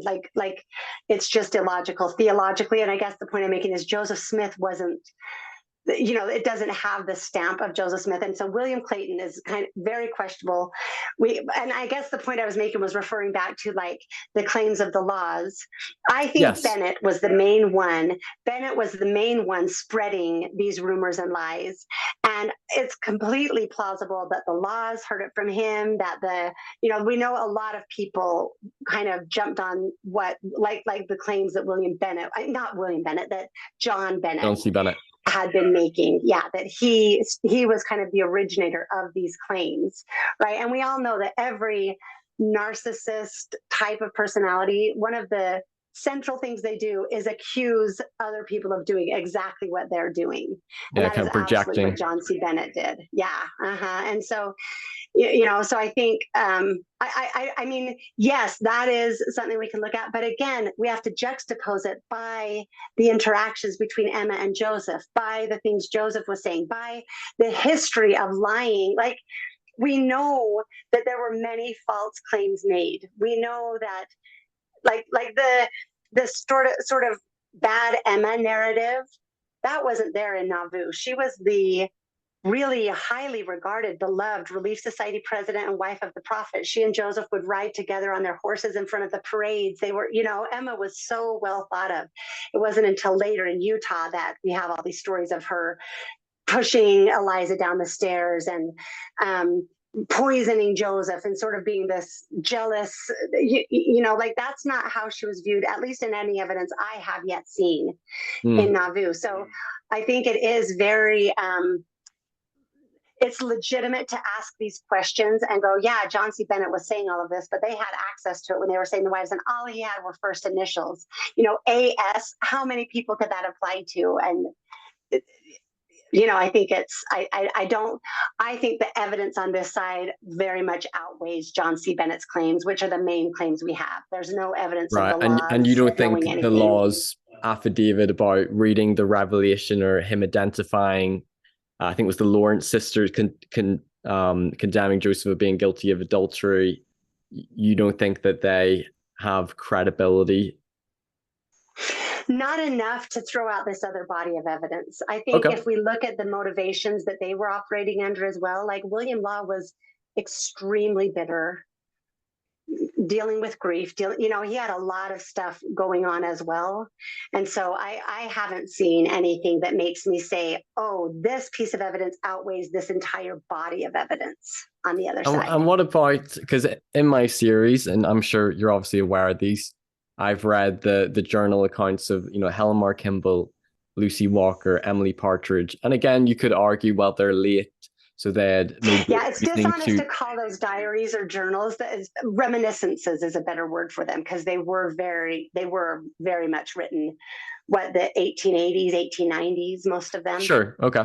But as you read them, again, they're late. So you could say less reliable, or you could say they had motivated reasoning to justify polygamy. You might speculate, why didn't they talk about it earlier?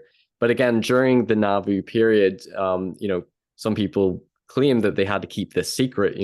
Joseph told them to, burn the letter and such, which you could understand if it was considered illegal and it wasn't a public doctrine. That's probably why nobody was talking about it, because they were almost sworn to secrecy to keep it private.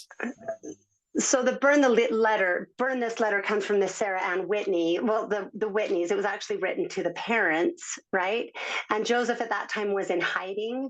That's one of the damning pieces of evidence. But when you realize Joseph was in hiding and Emma was being followed, and so he says, if Emma's not around, we're probably safe. I think so much more clearly means we're probably safe from the police finding out where I am. If you come, the marshals come finding me, right? Because like if Emma's nearby, they're going to be nearby.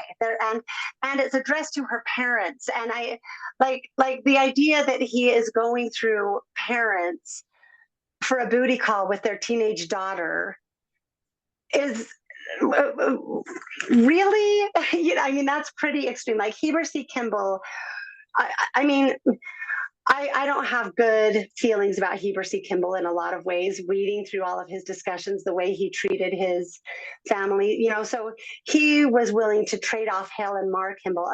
And actually Helen Mar Kimball was, I do an episode on... Yeah, I do an episode on trauma bonding, which I think is an important thing to consider in Helen Mar Kimball's life, where she had a father.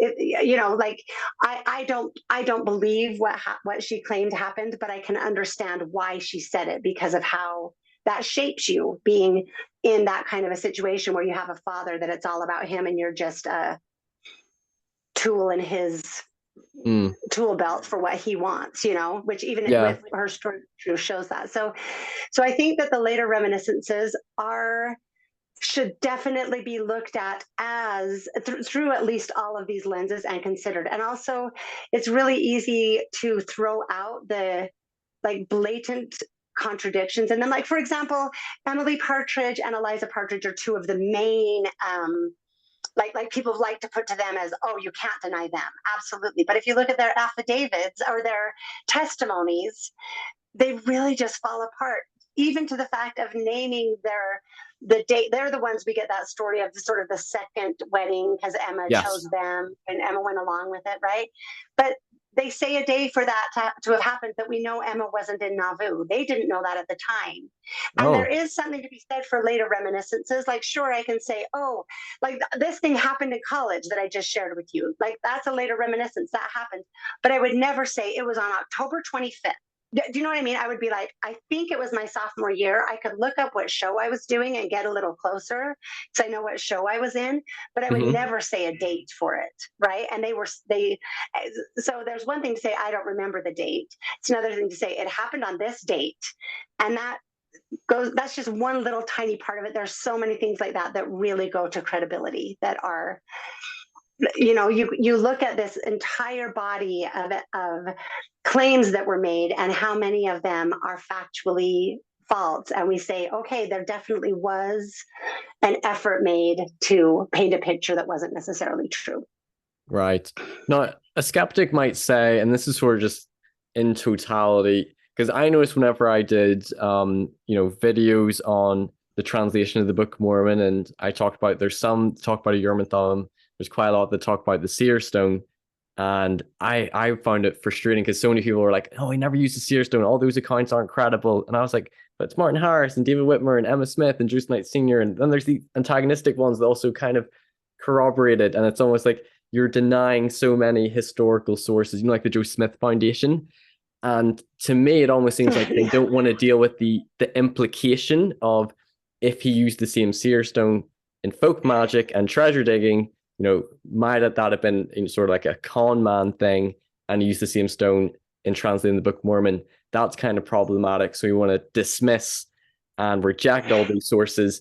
And a skeptic might think, is that sort of what you or people who want to say Joseph wasn't a polygamist, they're wanting to deny all of these sources because there's hundreds, even though much of them are late, because of the problematic implications it might have of the way you view Joseph Smith, Sure. secret, keeping it hidden from his wife, Emma, the public denials, the proposals to teenage girls, the polyandry, and that you just don't want to have to view Joseph Smith that way. What would be your response to it? Such a great question. So I really appreciate the question. Let me start out by kind of drawing a distinction between, say, the Joseph Smith Foundation and me or other people. I'm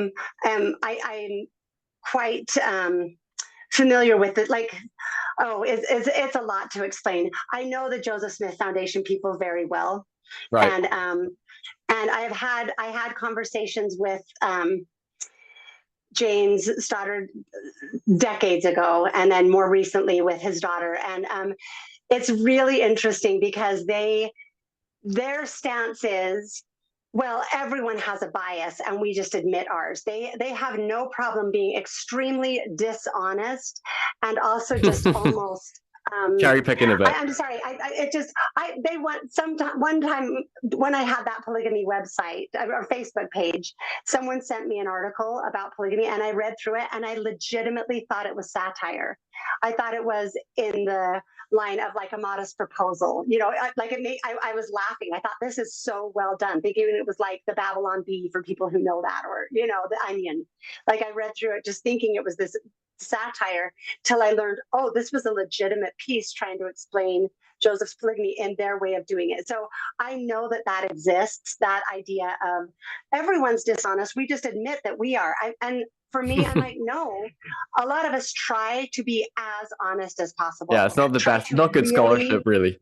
I don't think so. I definitely can't buy it. No. I want every source. I want to weigh out every piece. And I'm not even like I said, I have gone through all kinds of iterations of faith transition. And I'm not setting out to prove the ends that I want. I started out with the perspective of Joseph was involved to some degree. And, that's what I really thought. And I'm okay with that. I'm okay with that being the truth. But I'm looking at it and I guess, it gets at my heart a little bit. Like, Emma is really the one that I'm like, are we doing honor to her? because Yeah. she was intelligent and so well thought of. And so she sacrificed more for the restoration than I think just about anybody else. You know, she is up high on the list. And we're treating her as completely dishonest, quite foolish, quite enabling, quite, you know, and I'm just like, is that who she was? And when I get into her letters with him and her life history and her testimonies, and I just can't see it. Like, and there's a lot of other evidence on this side. So I know we have problematic evidence on this side. I'm the first to admit that. Like, I bought into a lot of it. I'm just saying, as I've delved in, this evidence has weakened and this has really grown.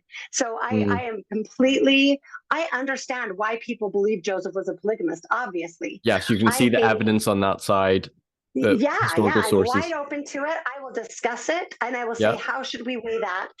Recently, the thing that actually made me do the episode I'm releasing on the 19th, which is my Joseph wasn't a polygamist episode, was Doctrine and Covenants 128 was what I was led to. And it's another huge theological problem. It's where Joseph is talking about how he's equating sealing power to records. Whatsoever you bind on earth will be bound in heaven, or in other words, whatsoever you record on earth will be recorded in heaven. If Joseph believed in any way that he was doing eternal sealings, he would have kept records. He would have made sure that records were kept according to his own theology and what he's describing himself. So that's another huge piece. We don't have a single record. And they were like read Doctrine and Covenants 127 and 128 to see what Joseph thought and taught about records and how hard he worked to implement that revelation, right? Like on every single theological point, scriptural point, it breaks down. And even on the historical points, we do have these little sticky things, but if you weigh them against this and then recognize this whole bunch of baggage that was really the conspiracy, the necessity to prove Joseph as a polygamist, if you can kind of step out of that long enough to weigh this evidence evenly, I think it just tilt strongly onto one side. But I definitely am not closing my eyes to it or denying it. Like I am not the Joseph Smith Foundation. They would probably like me saying that because they would say, you know, but for me, I'm like, no, I will not ever engage in that kind of scholarship or refer to that as scholarship. I think curiosity, honesty is important. Yes, I agree with you. Out of curiosity, do they deny Joe Smith was a polygamist, the Joe Smith Foundation? Oh, no. They hate me. They hate me with a passion. And also, I'm trying to, I will just say I am good friends with Leslie Stoddard, who is James Stoddard's ex-wife. And I would like everyone to please pray for her and recognize the abuse that is ongoing to this day being carried out. It's very tragic and very sad. And so there are bad things that we need to speak out about at some point in some way. But maybe you need to edit that point out because it's really messy and it's really ugly, but no mother should deserve to go through what she has gone through. Okay. And is continuing to be put through. Sorry to hear that. So if I let's just say for a moment that you're the people that say Joe Smith wasn't a polygamist, let's just say they happen to be right, even if maybe I don't lean towards that view, but let's just say hypothetically that they are right. What are sort of the implications to, because some people might view that the doctrine or, you know, temple eternal sealings and temple marriage kind of comes from Doctrine and Covenants 132, and if we reject D&C 132, if that's not authentic revelation or scripture, if that was forged or, you know, wasn't from Joseph Smith, and if, you know, Brigham Young, we know he taught some false doctrines, but, you know, if this was canonized, did that sort of lead the church astray? And then how do we trace temple sealings now? Where did that come from, if not D&C 132? Do you have any thoughts or insights on that sort of implication? I do. People might not like them depending on where they're coming from. But for me, truth matters, right? Do we want to believe in things that are true? So should we say, oh, wait, the implications of that are messy, so therefore we can't accept the truth on it? You know, I reject that. I think, no, let's get to the truth. Let's look at what we do know Joseph taught about sealings, like, for example, 128. Also, as I said before, the entire part about exaltation and sealings as a couple in 132 is completely antithetical to polygamy. It can't work alongside polygamy. So we definitely, I guess I'm just like, how about this? We claim to be a church of ongoing revelation that can receive light and knowledge. How about we do that? Like, let's seek for truth and insight. I believe that God. We believe that God will yet. We believe that God will yet reveal many great and important things pertaining to the kingdom of God. Right. Yeah. I think the repentance process that each of us as individuals need to go through, that like starts with acknowledgement that there was an error, or that there is a mistake or a problem. A lot of people, when they wake up to the falsehood of polygamy, kind of have to go through a personal repentance process, just of recognizing, oh, I believed those things, and now I need to go through the discomfort of coming to a new place, right? If we do, I think that what exists for people also exists for institutions. And so, as an institution, we also are faced with the sometimes necessity of recognizing that maybe we were wrong on something, right? We've done that before as an institution, we could again. So I think that shouldn't be a reason to not really look at this honestly. Then we also have the part about 132 supporting monogamy. Those anything that's about exaltation is done through monogamy. And I'm willing to explore and investigate what the sealing power really is. And I don't claim to fully understand it, but I think that few people actually. I think we think we know a lot more than we know in general. Well, I think Daniel Nate Jokes made a comment about that in conference or something about the afterlife. We don't know as much as we think we know, or what we'd like to know.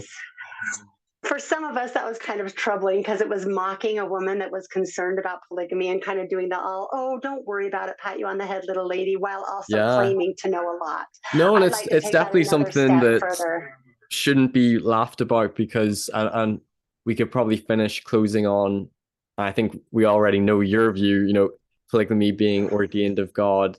The question that I struggle with the most is if polygamy was practiced and restored, is harmonizing that with a loving, fair, merciful God commanding something that's it seems just very unfair, like you said, about that it brings a lot of sorrow and there's not a whole lot of good other than the church sort of producing a lot of children, so it's part of our history, so good has come from polygamy in some ways.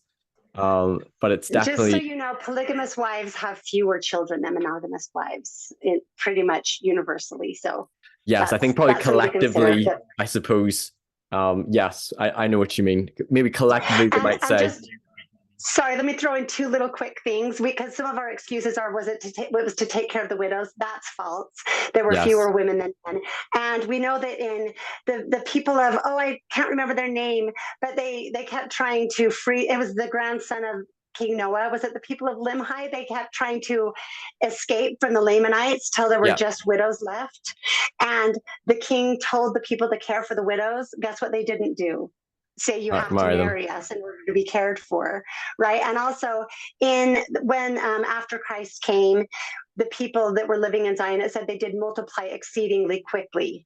So, and again, multiply and replenish the earth is the commandment given to God by God every time in monogamy. So we have to throw out any connection of polygamy bringing forth more babies, because also children, that's another thing I address in the podcast. Children need mothers and fathers to optimally develop.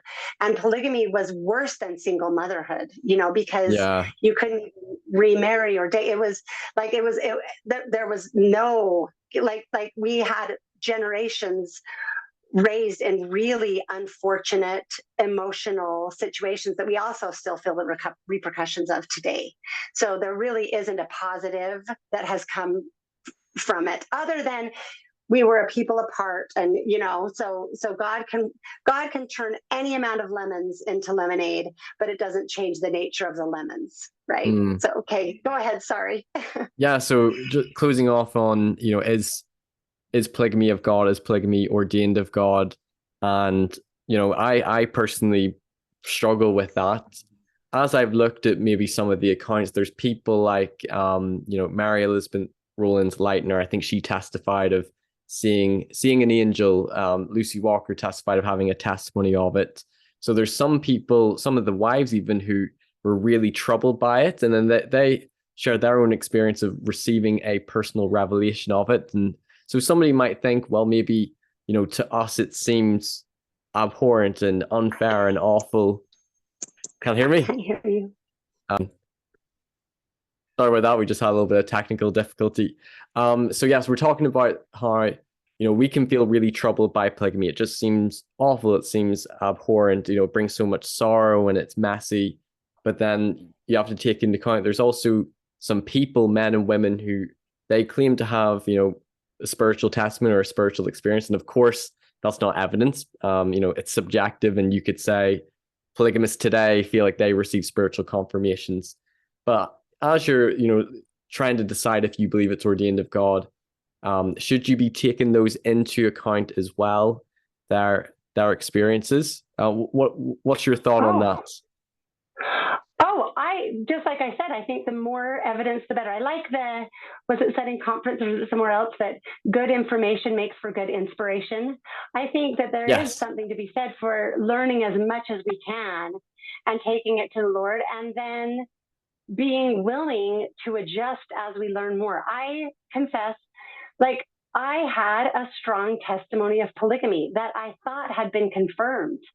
I thought that, I had thoughts about polygamy that seemed to me to very strongly confirm it, right? I think that it is important to have I guess I have, because of so many experiences I've had with faith transitions, I have more humility in my convictions now than I used to have. Likewise. Even when the Lord has given me dreams and different experiences, really profound experiences, to tell me Joseph was not a polygamist. But I still felt you need to support it intellectually. Well, what I would say is God wants me to believe this right now. And I know that can sound faithless, but it's not. It's like, okay, God, I know you're doing this, but I can't just go, I had a dream and therefore this, I had to say, okay, and what's the next, and still with the things that I have my handful of what I absolutely know for sure because of my own experiences that cannot be denied is really quite small, and then there are a lot of things that orbit around that I either like or I have a testimony of, but I can't say I have sure knowledge. Yes. Right. And so I think that there's something to be said for going, okay, God, what do you want me to do with that? Because that past confirmation I had is another piece of this pile of evidence that I'm sorting through and taking back to God, right? And so I do very much listen to people who testify of things. I think that there is validity and truth there. I also know from experience some of the dangers that can come in. There can be a tendency to want to exaggerate something to make their point, or to want to feel important, or you have some confirmation bias in there, or Sure. There are all different things that we can weigh into that mix. I think with some of those early testimonies, I know that when I have experiences with God, it's in ways that I can understand that are, all of those early women testifying were really just repeating things that were being said at them by leaders. I didn't see a woman sharing something that was like, God helped me understand this in a way that they could, you know what I mean? All they could say is, I knew the truthfulness of it. And then maybe we'll repeat some of the things that were being said to them. It doesn't ennoble them as women, which is what God does. I think you could read, I'm sure you have, but if you read maybe the Lucy Walker story, I know she talks about like her real wrestle with it and fasting and praying and then having a sweet testimony. But I get what you're trying to say. But she didn't elucidate. When God makes something known to me, it's with understanding, almost always, with at least some line upon line level of deeper understanding. And they say I had understanding, but they don't ever express what that was, which they would do, I think, because it's when God helps you understand something, it's delicious and you want to talk about it. You want to testify of it and tell, right? That's like for example, read 128, how excited Joseph was about the new level of understanding he had been given, right? So I think that, yes, let's definitely look at the entire body of evidence, take it in. I am, obviously, this will sound, I don't mean this to sound condescending, so don't take it that way, but I am fine with people believing Joseph was a polygamist. That's been what we've been taught. That's, I'm not going to call anyone an idiot or a fool or, yes, got you. Like I get it. I would like the same grace on the other side. And I would like there to be respect so we can engage in honest discussion to say, let's really weigh this out.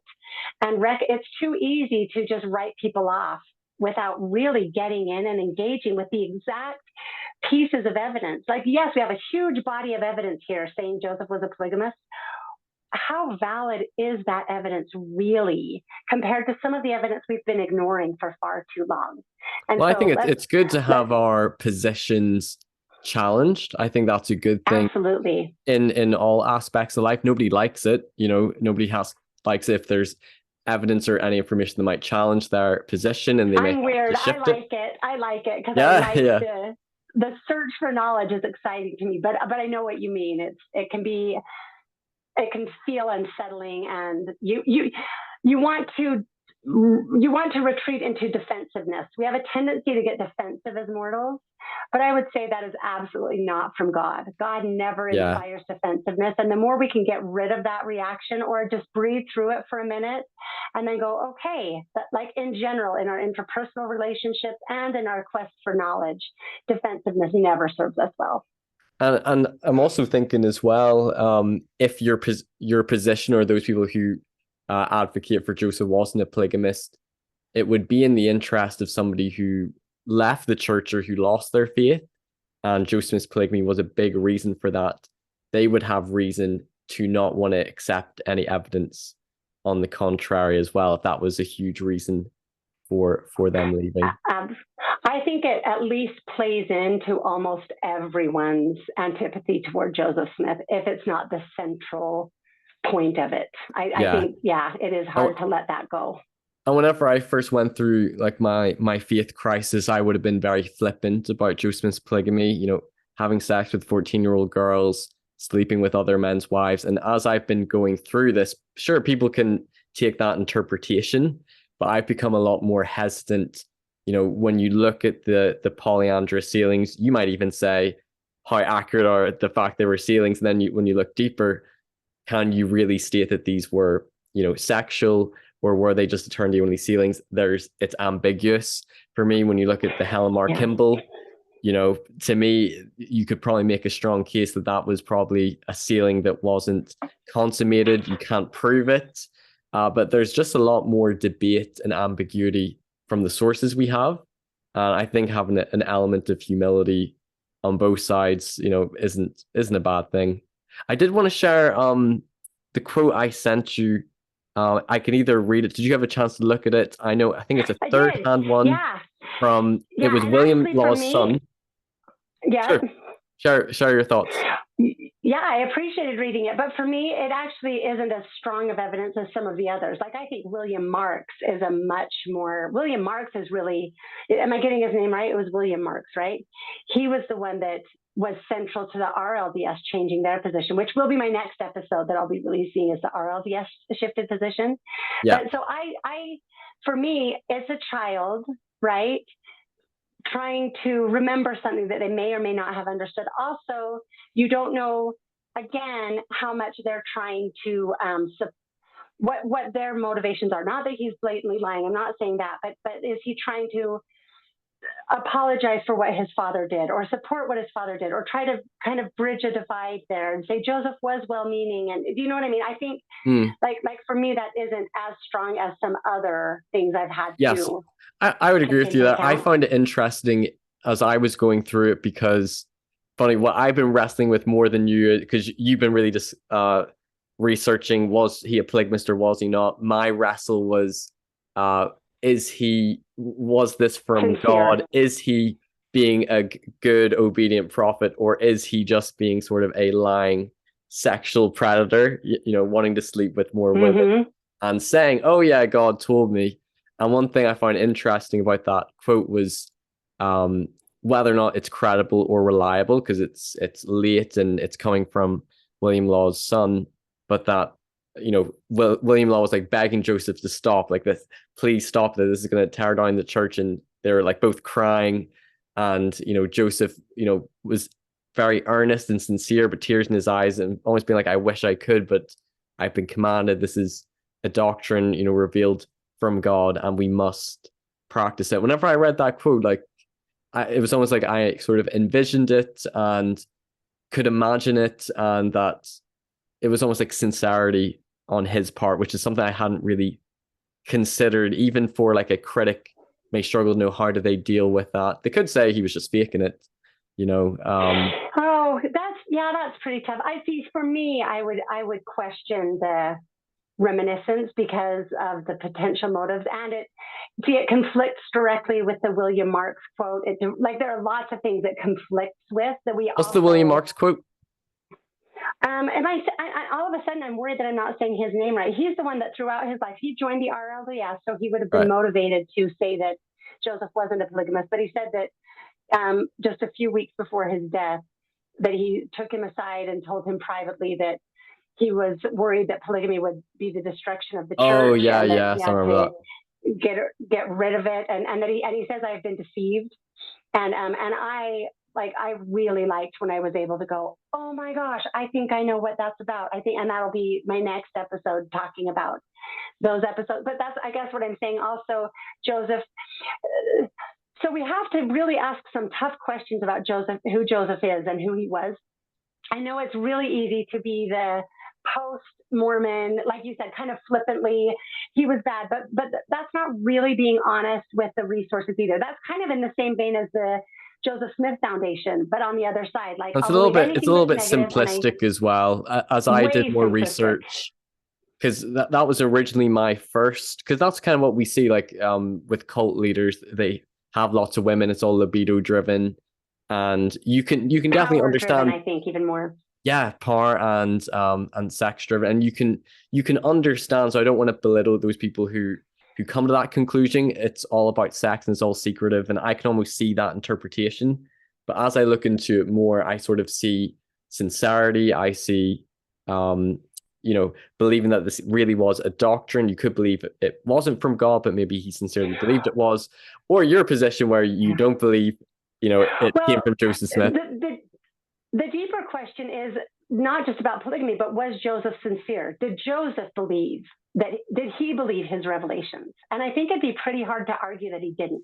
Yeah. Right. I think that if you really look honestly, Joseph was sincere. Right. So you've got to fit it into that picture as well. And we have the quotes of, like his last speech where he says, I have shaken chains and dungeons for the truth's sake.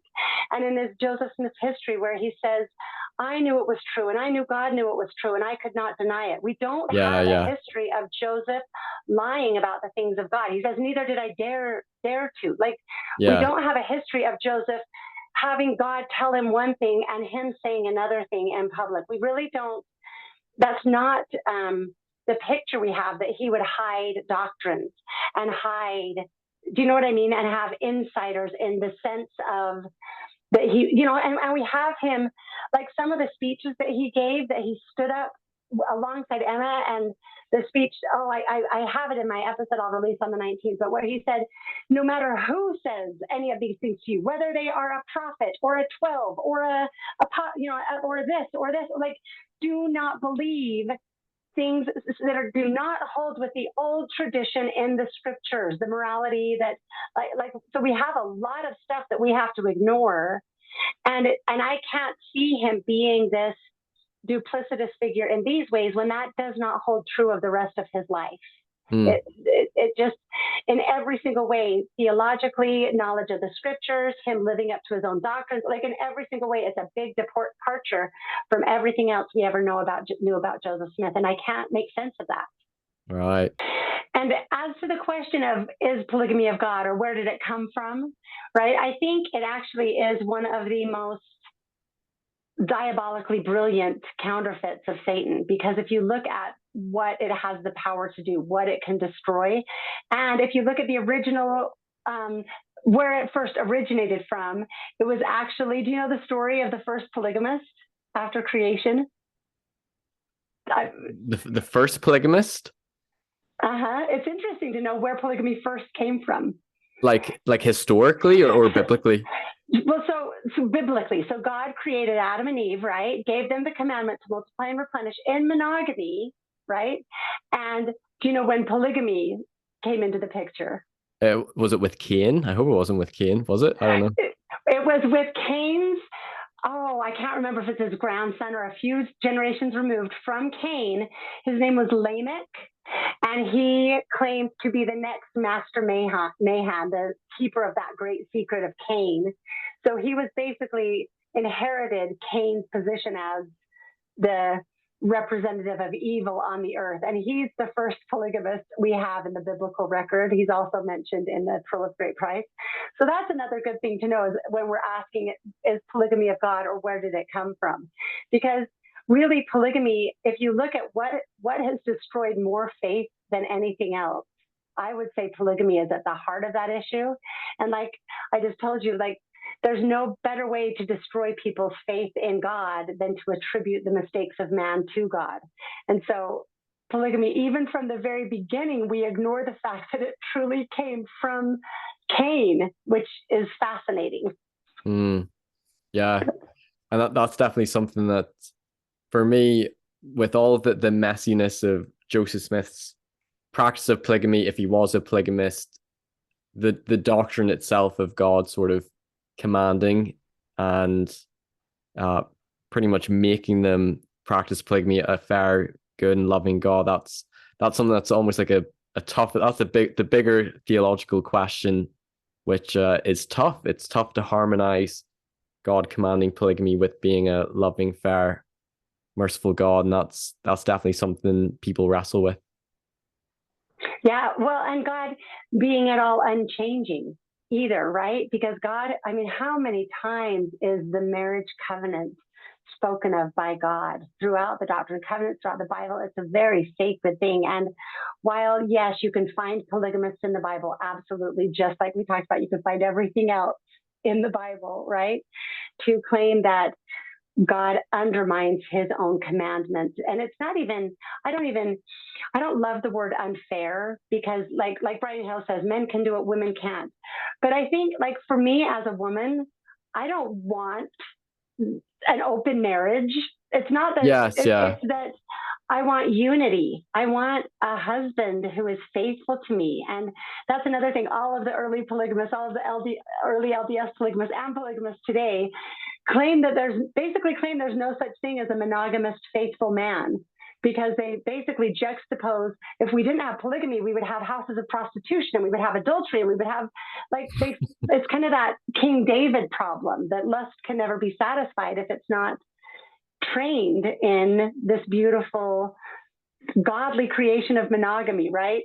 So we have to really look at where it comes from and what it breeds to know what it is. Right. Well, yeah, and I think we'll all be in the next life. We'll all just be we're placing our bets now, and then we'll see who's right in the next life. Placing bets is against my religion. Gambling's against my religion. We'll find out. Michelle was right. She called it. She had the dream. We should have listened. William Clayton, what the flip were you doing? Welcome. No, I just want to go meet Emma Smith and. When you talked about Emma Smith, I had her back. My mum, she recently, a few years ago, passed away, but she was a seminary teacher whenever I was in seminary, and I don't remember too many of the lessons, but I know she did one all about Emma Smith, because sometimes Emma can get a bad rep from people for not following Brigham Young and denying polygamy, and my mum really just talked about how just faithful and amazing Emma was, and all the sacrifices she went through, and like you said, like losing children, and just all the things they had to go through, and she stood by Joseph's side the whole time, and it's amazing. It is amazing. I hope people will listen to the episode I do on Emma and Joseph. And one thing I point out in that is what's so interesting is her second husband, Louis Fitteman, I believe, he had an affair with Nancy Abercrombie. And a lot of people use that story to say, see, Emma finally learned to live with polygamy. Like she finally learned her lesson, without recognizing the irony of what they're doing when they say that is acknowledging that polygamy and adultery are exactly the same thing. Right? From a woman's point of view. And also, like I talk about in that episode, how it's so just awful to say she learned her lesson rather than recognizing, no, that episode she had with her second husband revealed her nature and revealed who she was and who she always was. So anyway, so I think it's important to honor our founding mother as well as our founding father of our religion. I love that. Okay, well, I think we'll have to place our bets and we'll find out for sure in the next life, and we'll see who's right. Hopefully pray about it before then. I hope people can really get in and do the work too.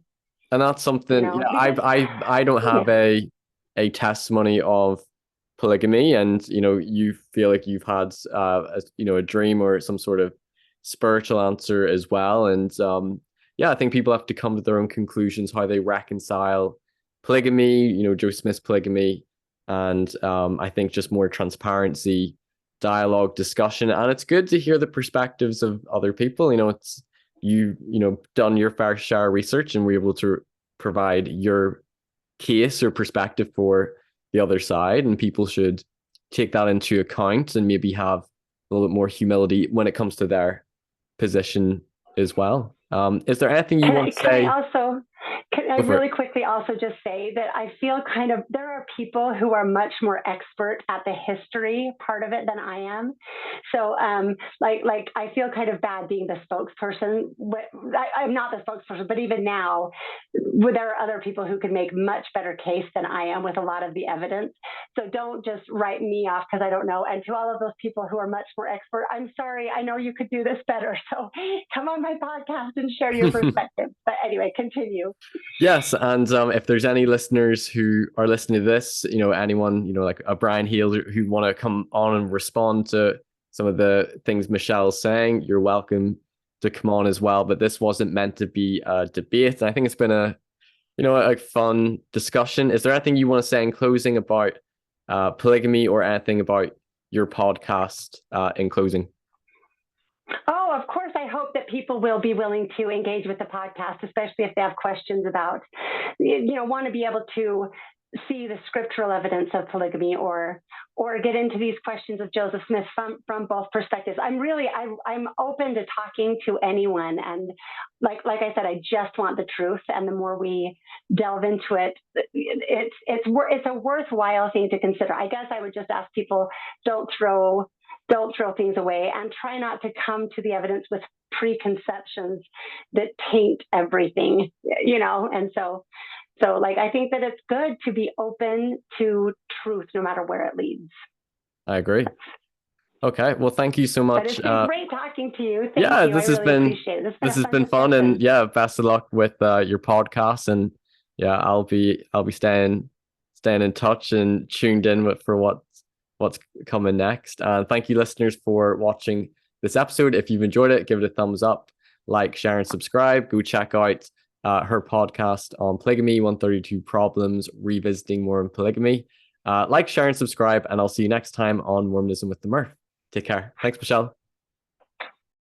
Thanks, everyone, for watching this video. If you've enjoyed it, please give it a thumbs up, like, share, comment, and don't forget to subscribe so you don't miss any future content.